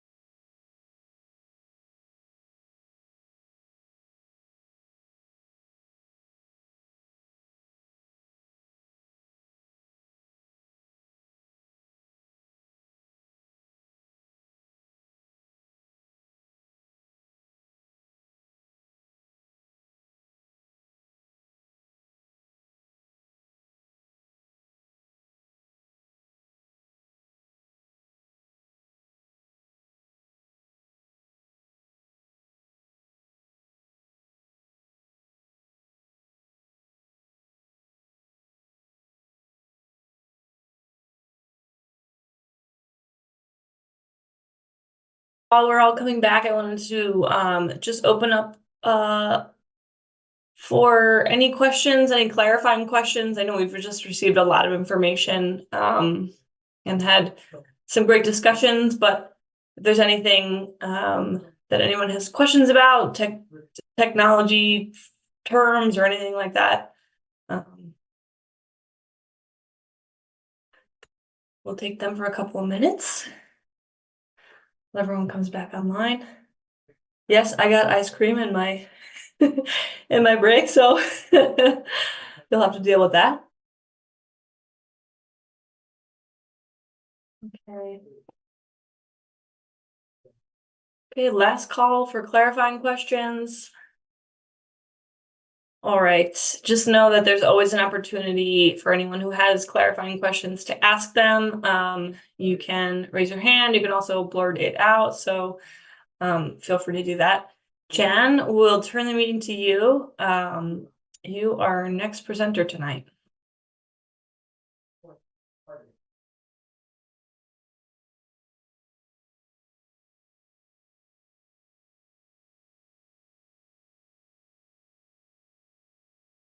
All right. Good evening, everyone. And it's always nice to deal with the energy codes, a very dynamic kind of presentation at the end of a meeting. So we'll try and make it interesting. Anyway, yeah, I wanted to just kind of give an update and also a bit of an orientation on codes, basically code adoption in Michigan. So the Michigan Energy Code is we first had an energy code in Michigan in 1977, and it is based on an international code called the International Energy Conservation Code. And by legislative mandate, we're supposed to update this code every 3 years. The last time we updated the code was in May of 2017. So obviously we're not meeting those mandates. Just to give an idea of where Michigan stands among the states with energy code adoption, we're kind of, in the middle bottom of the pack. However, in process right now is our energy code update, which will bring us into ASHRAE 90.1 2019 and the IECC 2021. So that would bring us into the sort of darker blue components, and we're in fact jumping a code cycle because we're so far behind in our code adoption.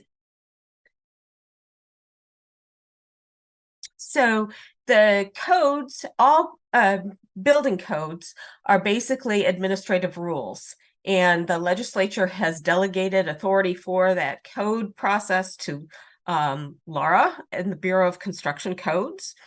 And just an idea of the codes and how the energy code works with the building codes is there is a residential building code and there's a residential energy code, which is we adopt the IECC.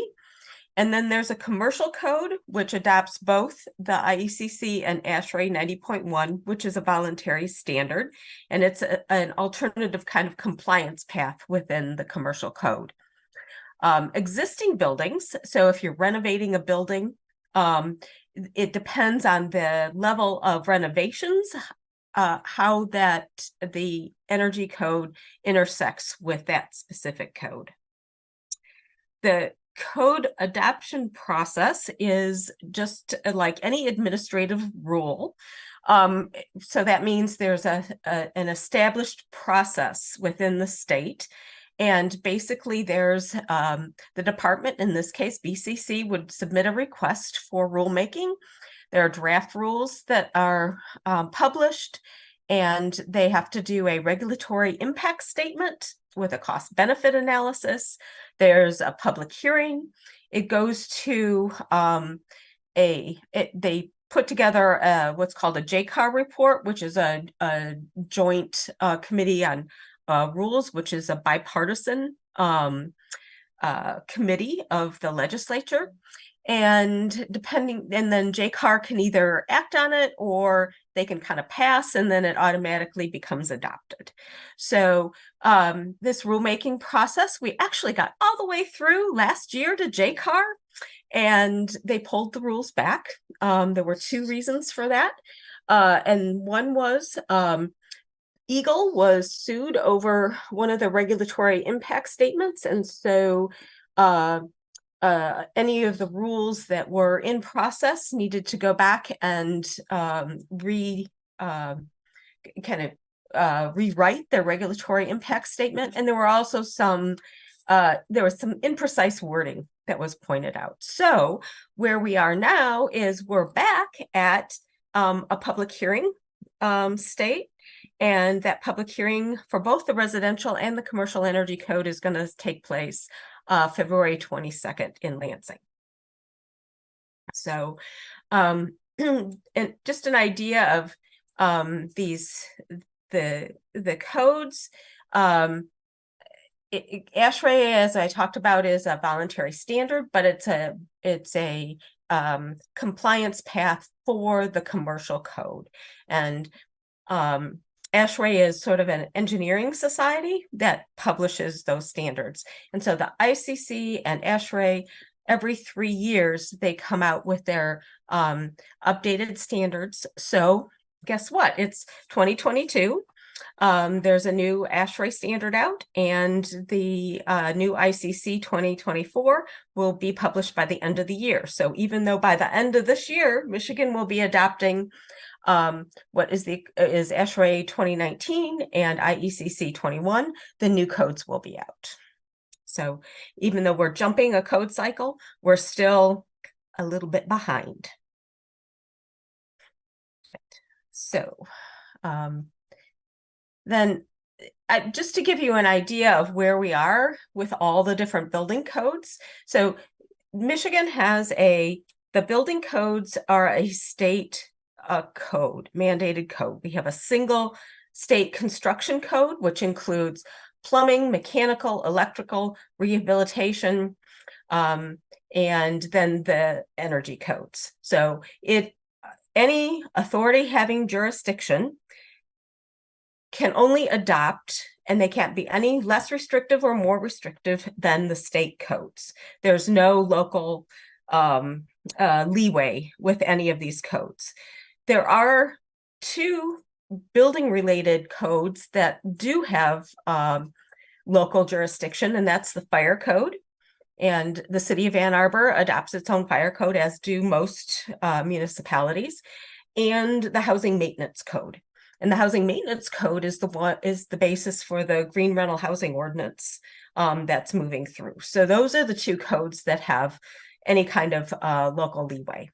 So just to give you an idea, we're moving through kind of all of the suite of 2021 codes, except for the electrical code. And the electrical code has always been the most rapidly adopted building code in Michigan. So they are on the 2023, which will be effective, a series of building codes that'll be effective in March. A little history on the adoption of the energy codes. The commercial energy code is actually more stringent than the residential. And even though I say residential, the residential energy code applies to multifamily buildings that are 3 stories or lower. So what we've really got is a residential code that is less restrictive currently than the commercial code. So the energy improvement that we will get by adopting this new code is much greater from the residential standpoint than the commercial.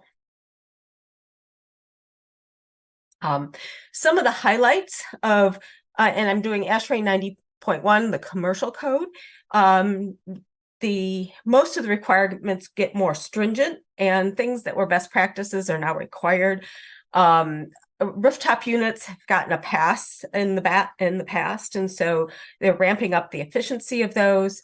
And what's really I think important, and this is in the residential code too, there's a performance mandate.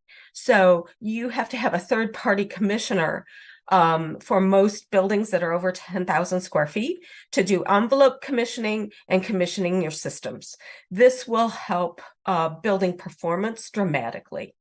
In the residential code, we do have blower door testing, and the insulation requirements are also increased. So this is it should improve the performance dramatically of both the commercial and the residential. However, the codes are only as good as the design professionals, the construction professionals, and the code enforcement. And it's pretty notorious around the state that there is not equitable, equal enforcement of especially the energy code. And one of the funds that IIJA has that the state has applied for is the training throughout the state of professionals, plan reviewers, etc., on the energy codes as we adopt the new codes, because this is something, there are provisions in the code that do need to be enforced, and that really rests on all the local jurisdictions for implementation. I think the state really has done a relatively good job of primarily adopting the IECC as the international code is written. I think there are two, what they fine-tuned in this round were the appendices. And in the residential code, there is an appendice called RB, which covers solar-ready residential, which requires basically adequate roof space, an electrical panel space. Also, it has to do with some just allowing for electrification. So it doesn't require an all-electric building, but it facilitates the transition. And there's a similar appendix for commercial that is kind of solar ready commercial. And some of this quasi aligns with the incentives that the IRA have for housing.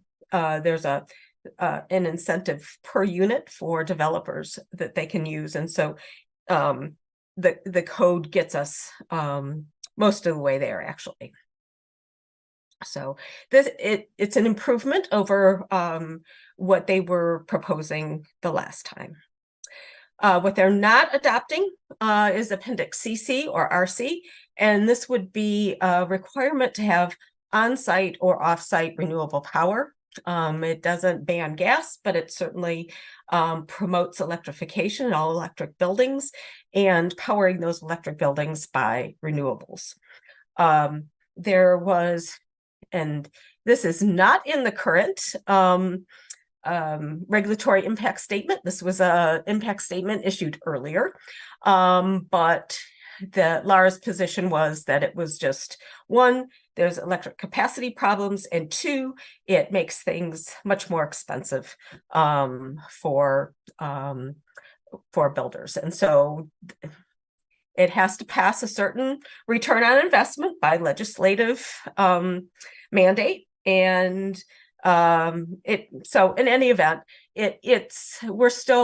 I'm still going to Lansing and advocating for both appendices, RC and CC, but I'd rather have a rapid adoption of the code at this point, I think.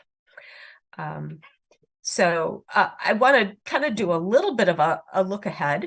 Currently, 90.1 ASHRAE has no requirements for on-site renewables. However, in the 90.1 2022, there is a prescriptive requirement for on-site renewables. Now, prescriptive means you can trade it away for doing other things around efficiency, etc.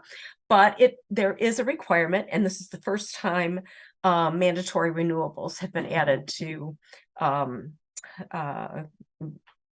ASHRAE. And ASHRAE has internally recommitted to their net zero standard by 2031. So we're going to be looking at ASHRAE to definitely continue to promote a standard that provides for net zero construction by at least their 2031 standard. So, and that's sort of their reaching that net zero energy by 2021 or 2031. If you're interested, these are links to the current code information. When you go onto these links, you'll see the draft rule language. And what's really difficult about the draft rule language is it's the administrative rule, which references the code. And so you have to go into the code to get all of the sort of prescriptive measures of the code. And the public hearing is held at the State Historical Museum. Is that right? The State Museum in Lansing. There's Senator Schenck had a bill that was called Senate Bill 274. And this bill was really interesting because the intent of the bill was to require carbon neutral, zero net energy new buildings by 2027. I do not think that this bill is going to go anywhere. I think the climate bills they've done what they feel that they can do, and they've moved on to some other legislative priorities this year. But I think it was a good effort, and perhaps, at some point in time, something like that could be legislated. The other piece of legislation, which would be great to have, is require automatic adoption of new energy codes. And that would eliminate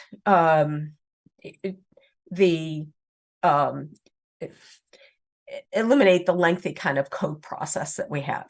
All of the codes are vetted very early, through the IECC process and ASHRAE's code process. So those are options that we have for getting more rapid energy code adoption.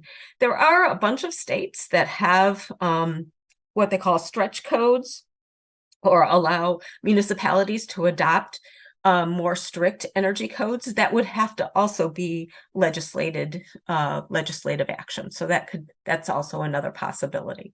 But just talking with the Democrats, I don't see any more climate legislation. What they've done is great. It didn't get us all the way there, but it's better than where we were, that's for sure. So anyway, that's sort of a code summary, energy code summary, and I'm happy to answer questions. We did have in October, and I can send anyone a link. We did have a recorded. I have a presentation, I guess, on the 2021 energy codes, primarily the commercial one. If people are interested in sort of the code, getting into the code provisions of that. Thanks, Jan. It was very enlightening. I'm a bit of a code nerd myself. It's a whole language, isn't it? Yeah, totally. So, again, I just want to make the call for clarifying questions. There's a lot of information there, folks. If you don't have this intimacy with the code, definitely ask. Vice Chair Harp, question? Yeah, thank you so much. That was great. I was just going back through the regulatory cost benefit analysis that I believe is provided around the rulemaking, and I was specifically looking because a lot of what gets thrown out, and you had a slide to this, of the upfront construction costs associated with implementing the code change, and I think both with respect to the net zero appendix, but also with respect to the switch between 2015 and 2021. And I think if I'm reading this correctly, it identifies about $4,500 on average between the different climate zones in Michigan for crawl space, heated heated basement or a slab type construction for a single family prototype house, as the construction cost difference between the 2015 code and the 2021 code. Similarly for multifamily, the average is somewhere around maybe 1,700 per unit increase in between 15 and 2015 and 2021. And what I'm wondering is, relative to the upfront cost, is there a sense of what the net sort of operation cost difference that we're expecting to gain, or from some of these changes, and in particular, because they're making the claim, obviously, that the upfront costs are so much. So what I'm wondering is, how might that translate over the life of the home and ownership or rent, both in terms of efficiency, but also in terms of potential savings from making these changes? Or how are you thinking about that might be the question Yeah. I'm asking. All of the codes go through the national, they have a couple of national labs that actually do the number crunching. And one of the things that we have to realize is Michigan is going from, we're skipping 2018. So it is much less of a shock if you keep on that, 3-year code cycle. I'd have to go back.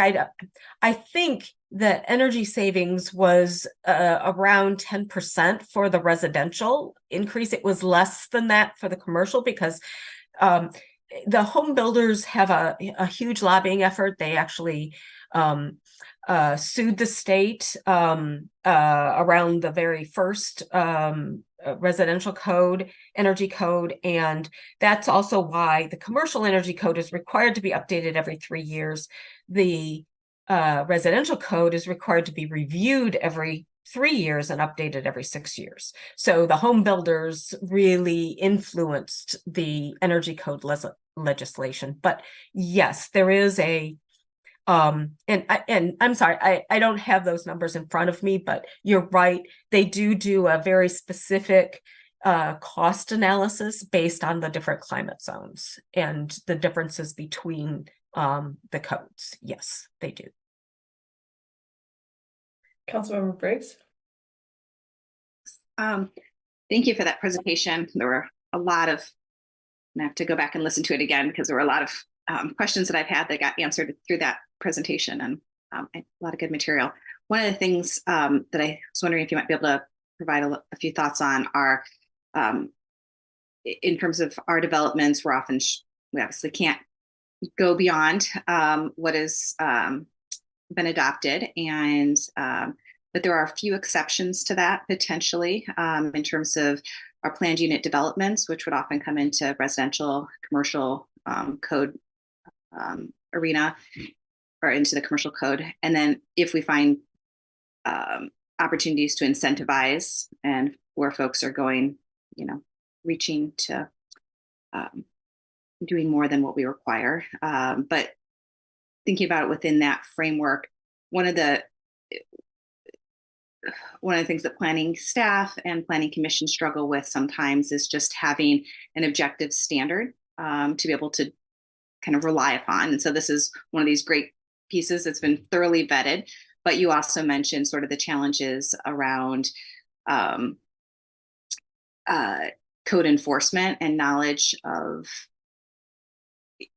the latest code. And so I'm just curious if you have any thoughts around, if we were to, let's say, within the PUD framework, have one of the community benefits be, for example, that the developer is utilizing the latest commercial code. I'm just curious what your reactions or thoughts are to that, amongst many other things, of course, as well. Yeah. So, for instance, the latest published energy code, for instance.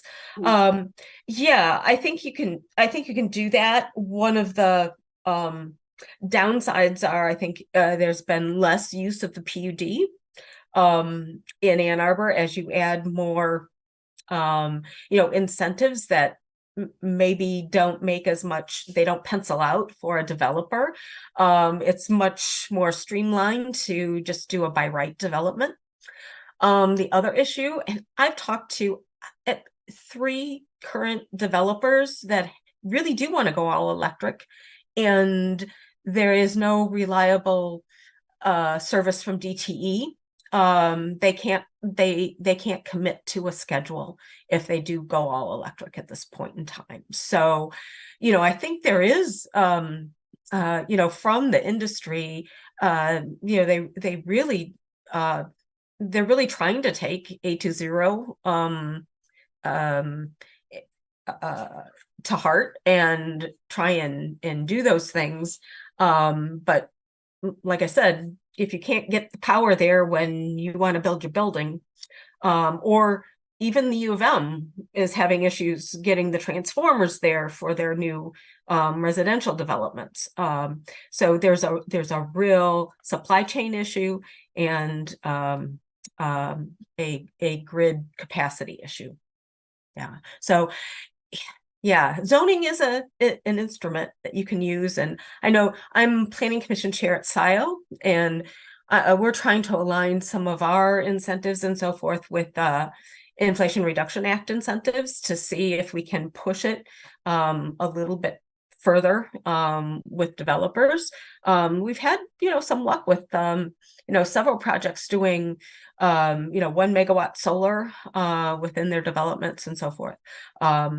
But yeah, like I said, it's tough because if the incentives don't pencil out, they don't really do any good if people aren't gonna take advantage of them. Yeah. Commissioner Murski? Thanks, Jan. I have the same question of you that I posed to Commissioner Peck, and that is our mission as a body is to advise council on policy issues. What, if anything, should be a takeaway for us within our sphere of control or influence that should we be doing on a policy related to all this code related stuff? Yeah, that's that's a really good question. I know Ann Arbor did sign on to Michigan Environmental Council's position statement for energy code adoption.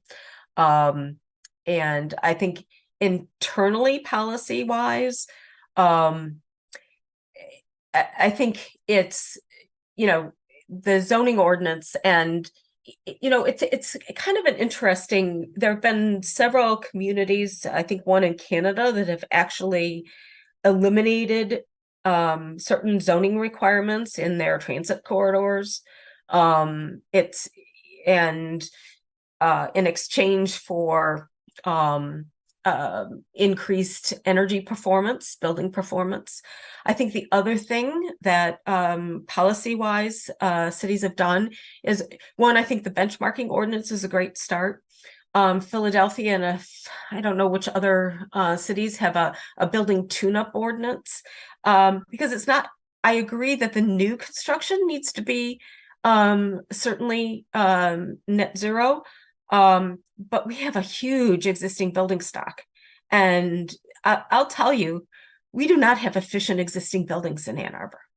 We have, I think from a policy standpoint, one of the best things you guys can do is the green rental housing ordinance. That's going to have, I think, a wider impact than the benchmarking ordinance. And that's leverage that you all have. Yeah. Right on, Jan. Couldn't agree more. Okay, other questions before we close out our meeting? Jan, I have a question for you. You say you're going to the hearing. Can you tell us a little bit about what happens there? Or what do you expect, knowing that comment period is closed, if that's the case? Yeah, where are we at in the process, and what do you expect from the hearing? Yeah, so you can actually, I believe that you can also email comments, to be entered into the record at the hearing. So the hearing, they call it to order. The last time the hearing was held for both codes at once. And I think there might have been 10 people that participated in the hearing. It's always good if you participate, you hand in a written copy of what you present, and it's entered into the record.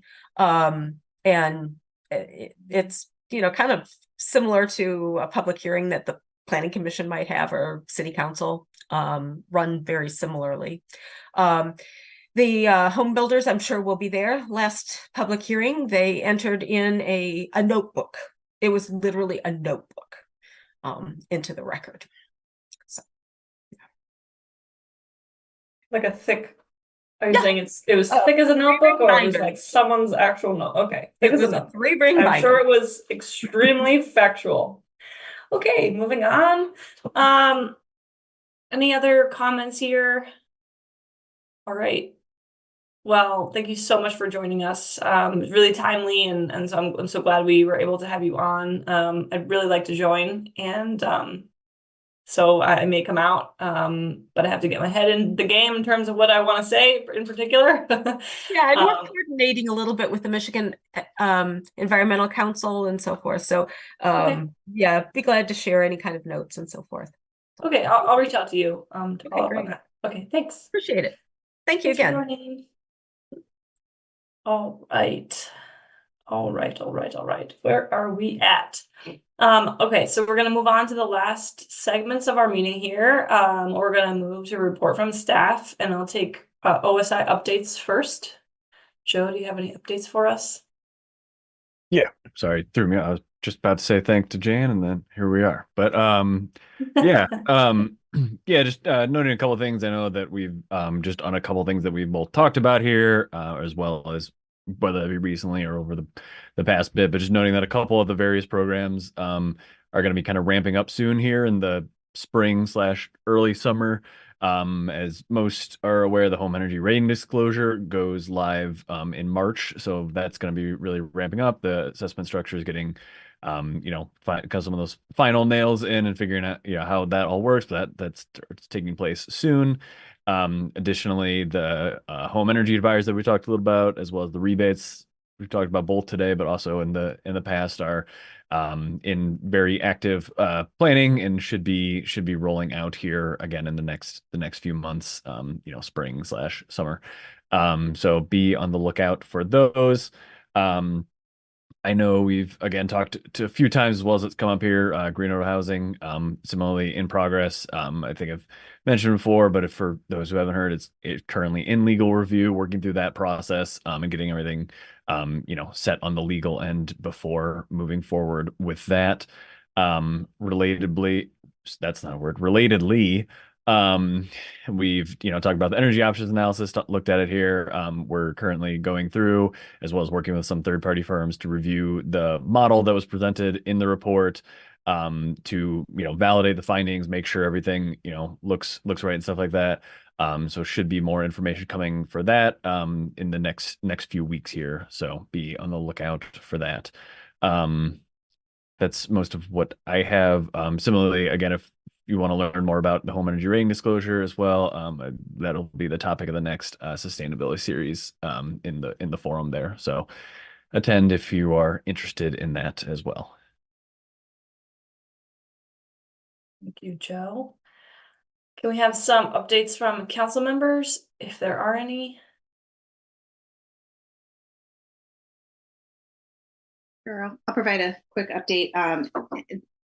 Folks might want to take a look at, we just had a work session last night, an economic development report that our deputy city administrator put out, and there's a long, the presentation is short, but there's a long report associated with it and a bunch of appendices. There are some sustainability recommendations within it as well, but of note in it is,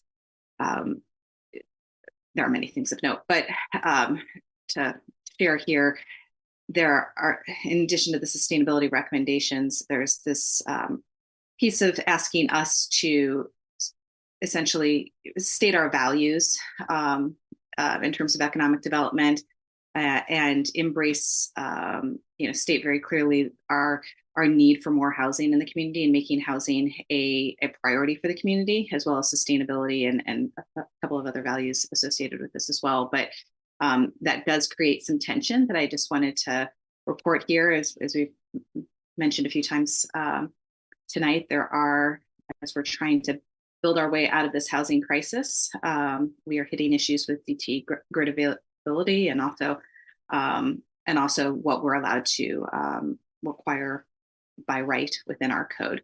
So we're looking at ways to incentivize and go above and beyond, and to streamline the process so that it makes it more affordable for folks to integrate that in, but encourage folks to at least skim the report. And if you have any thoughts, certainly send them our way. Great. Hearing about that capacity issue again.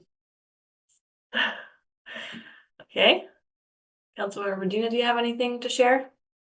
Councilmember Briggs just hit the big one that I was going to bring up as well. So thank you for that, Councilmember. Cool. Great. Let's get our update from the Environmental Commission. Commissioner Murski. Two topics were a primary concern at the last meeting. The first was a discussion of a draft resolution that the commission considered for the first time last year, and then again in the meeting at the end of January, that would make a recommendation to council that actually the Environmental Commission would support a recommendation to council that council go ahead with a phase 2 feasibility study. That did not move forward to a vote. I don't know if it will come to a vote. I assume that it will be considered again, but that's the municipalization through condemnation of DTE's assets and looking at what the cost of that might be. There was a phase 1, as everybody probably remembers. A phase 2 would be roughly $500,000. So that was considered, but tabled again. The second topic is we had an update on the 10,000 Trees Initiative. That's going extremely well. Good news is that the proportion of trees being planted that are native species has increased significantly. And there's also some potential movement to create a local nursery so that we're really getting genotypes that are really suited for what we are want to be seeing here in Ann Arbor. So those are the two topics. While I have the floor, I'd like to comment briefly on Ken Garber's comments and the discussions that we had about this supply issue and grid issue. I want to read from an article in MLive quoting Jerry Norcia, who's the CEO of DTE, who appeared at a groundbreaking at the Broadway Park West development on the Huron River. And he said at the time, quote, Ann Arbor has a goal to reach 100% renewable energy by 2030. And DTE is very committed to partnering with the city to achieve this very aspirational goal and ambitious goal. And he went on to say, and we're proud of the fact that we can be a part of this journey within the city of Ann Arbor. So as I've been emphasizing with my comments earlier, advising council should really hold DTE's feet to its fire in this regard. And it's really irresponsible that DTE cannot support developers' wishes to go all electric. So that's my 2 cents. Thanks.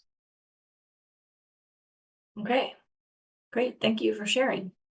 All right, we're gonna move into our did I forget anything? This is the part where everyone likes to say, I forgot something. Okay. All right, so we'll move into our last opportunity for public comment. Folks have the opportunity to speak for up to 3 minutes. If you're watching on CTN, please call 888-788-0099 or 853-5247 and enter the meeting ID 956-8718-7876. This information is also displayed on the meeting agenda and the video feed. City staff will select callers that have raised their hand one by one using the last 3 digits of your phone number. This was done earlier. To electronically raise your hand, please press *9 on your phone, and you'll hear an automated announcement that the host is allowing you to speak. And please move to a quiet area and mute any sounds so we can hear you clearly. And again, state your name and address at the beginning of your comments. Do we have anyone on the line? Do not have anyone on, so I think we're good to move Let's forward. quickly move on. Just kidding. Okay.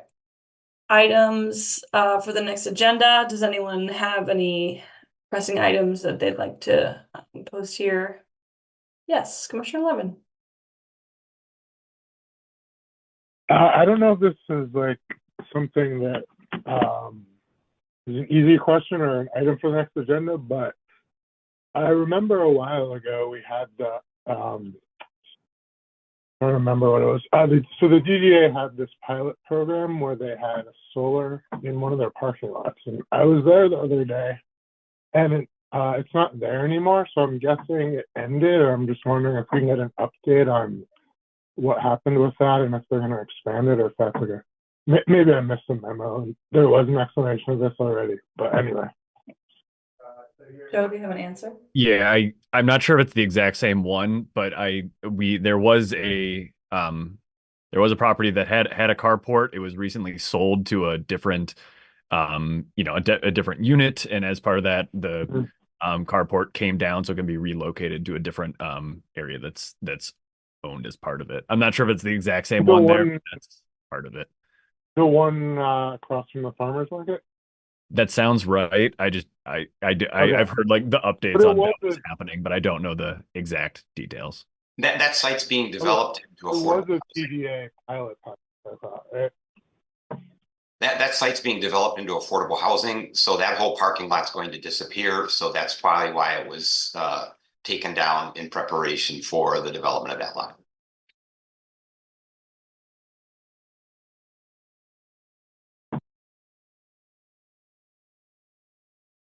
Okay.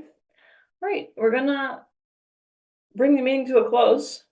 So it's currently 8:20 p.m. and as chair, I declare this meeting adjourned. Thank you so much for your attention. I think we had great combos tonight, so thanks all for participating, and we'll see you next month. Good night. Thanks all.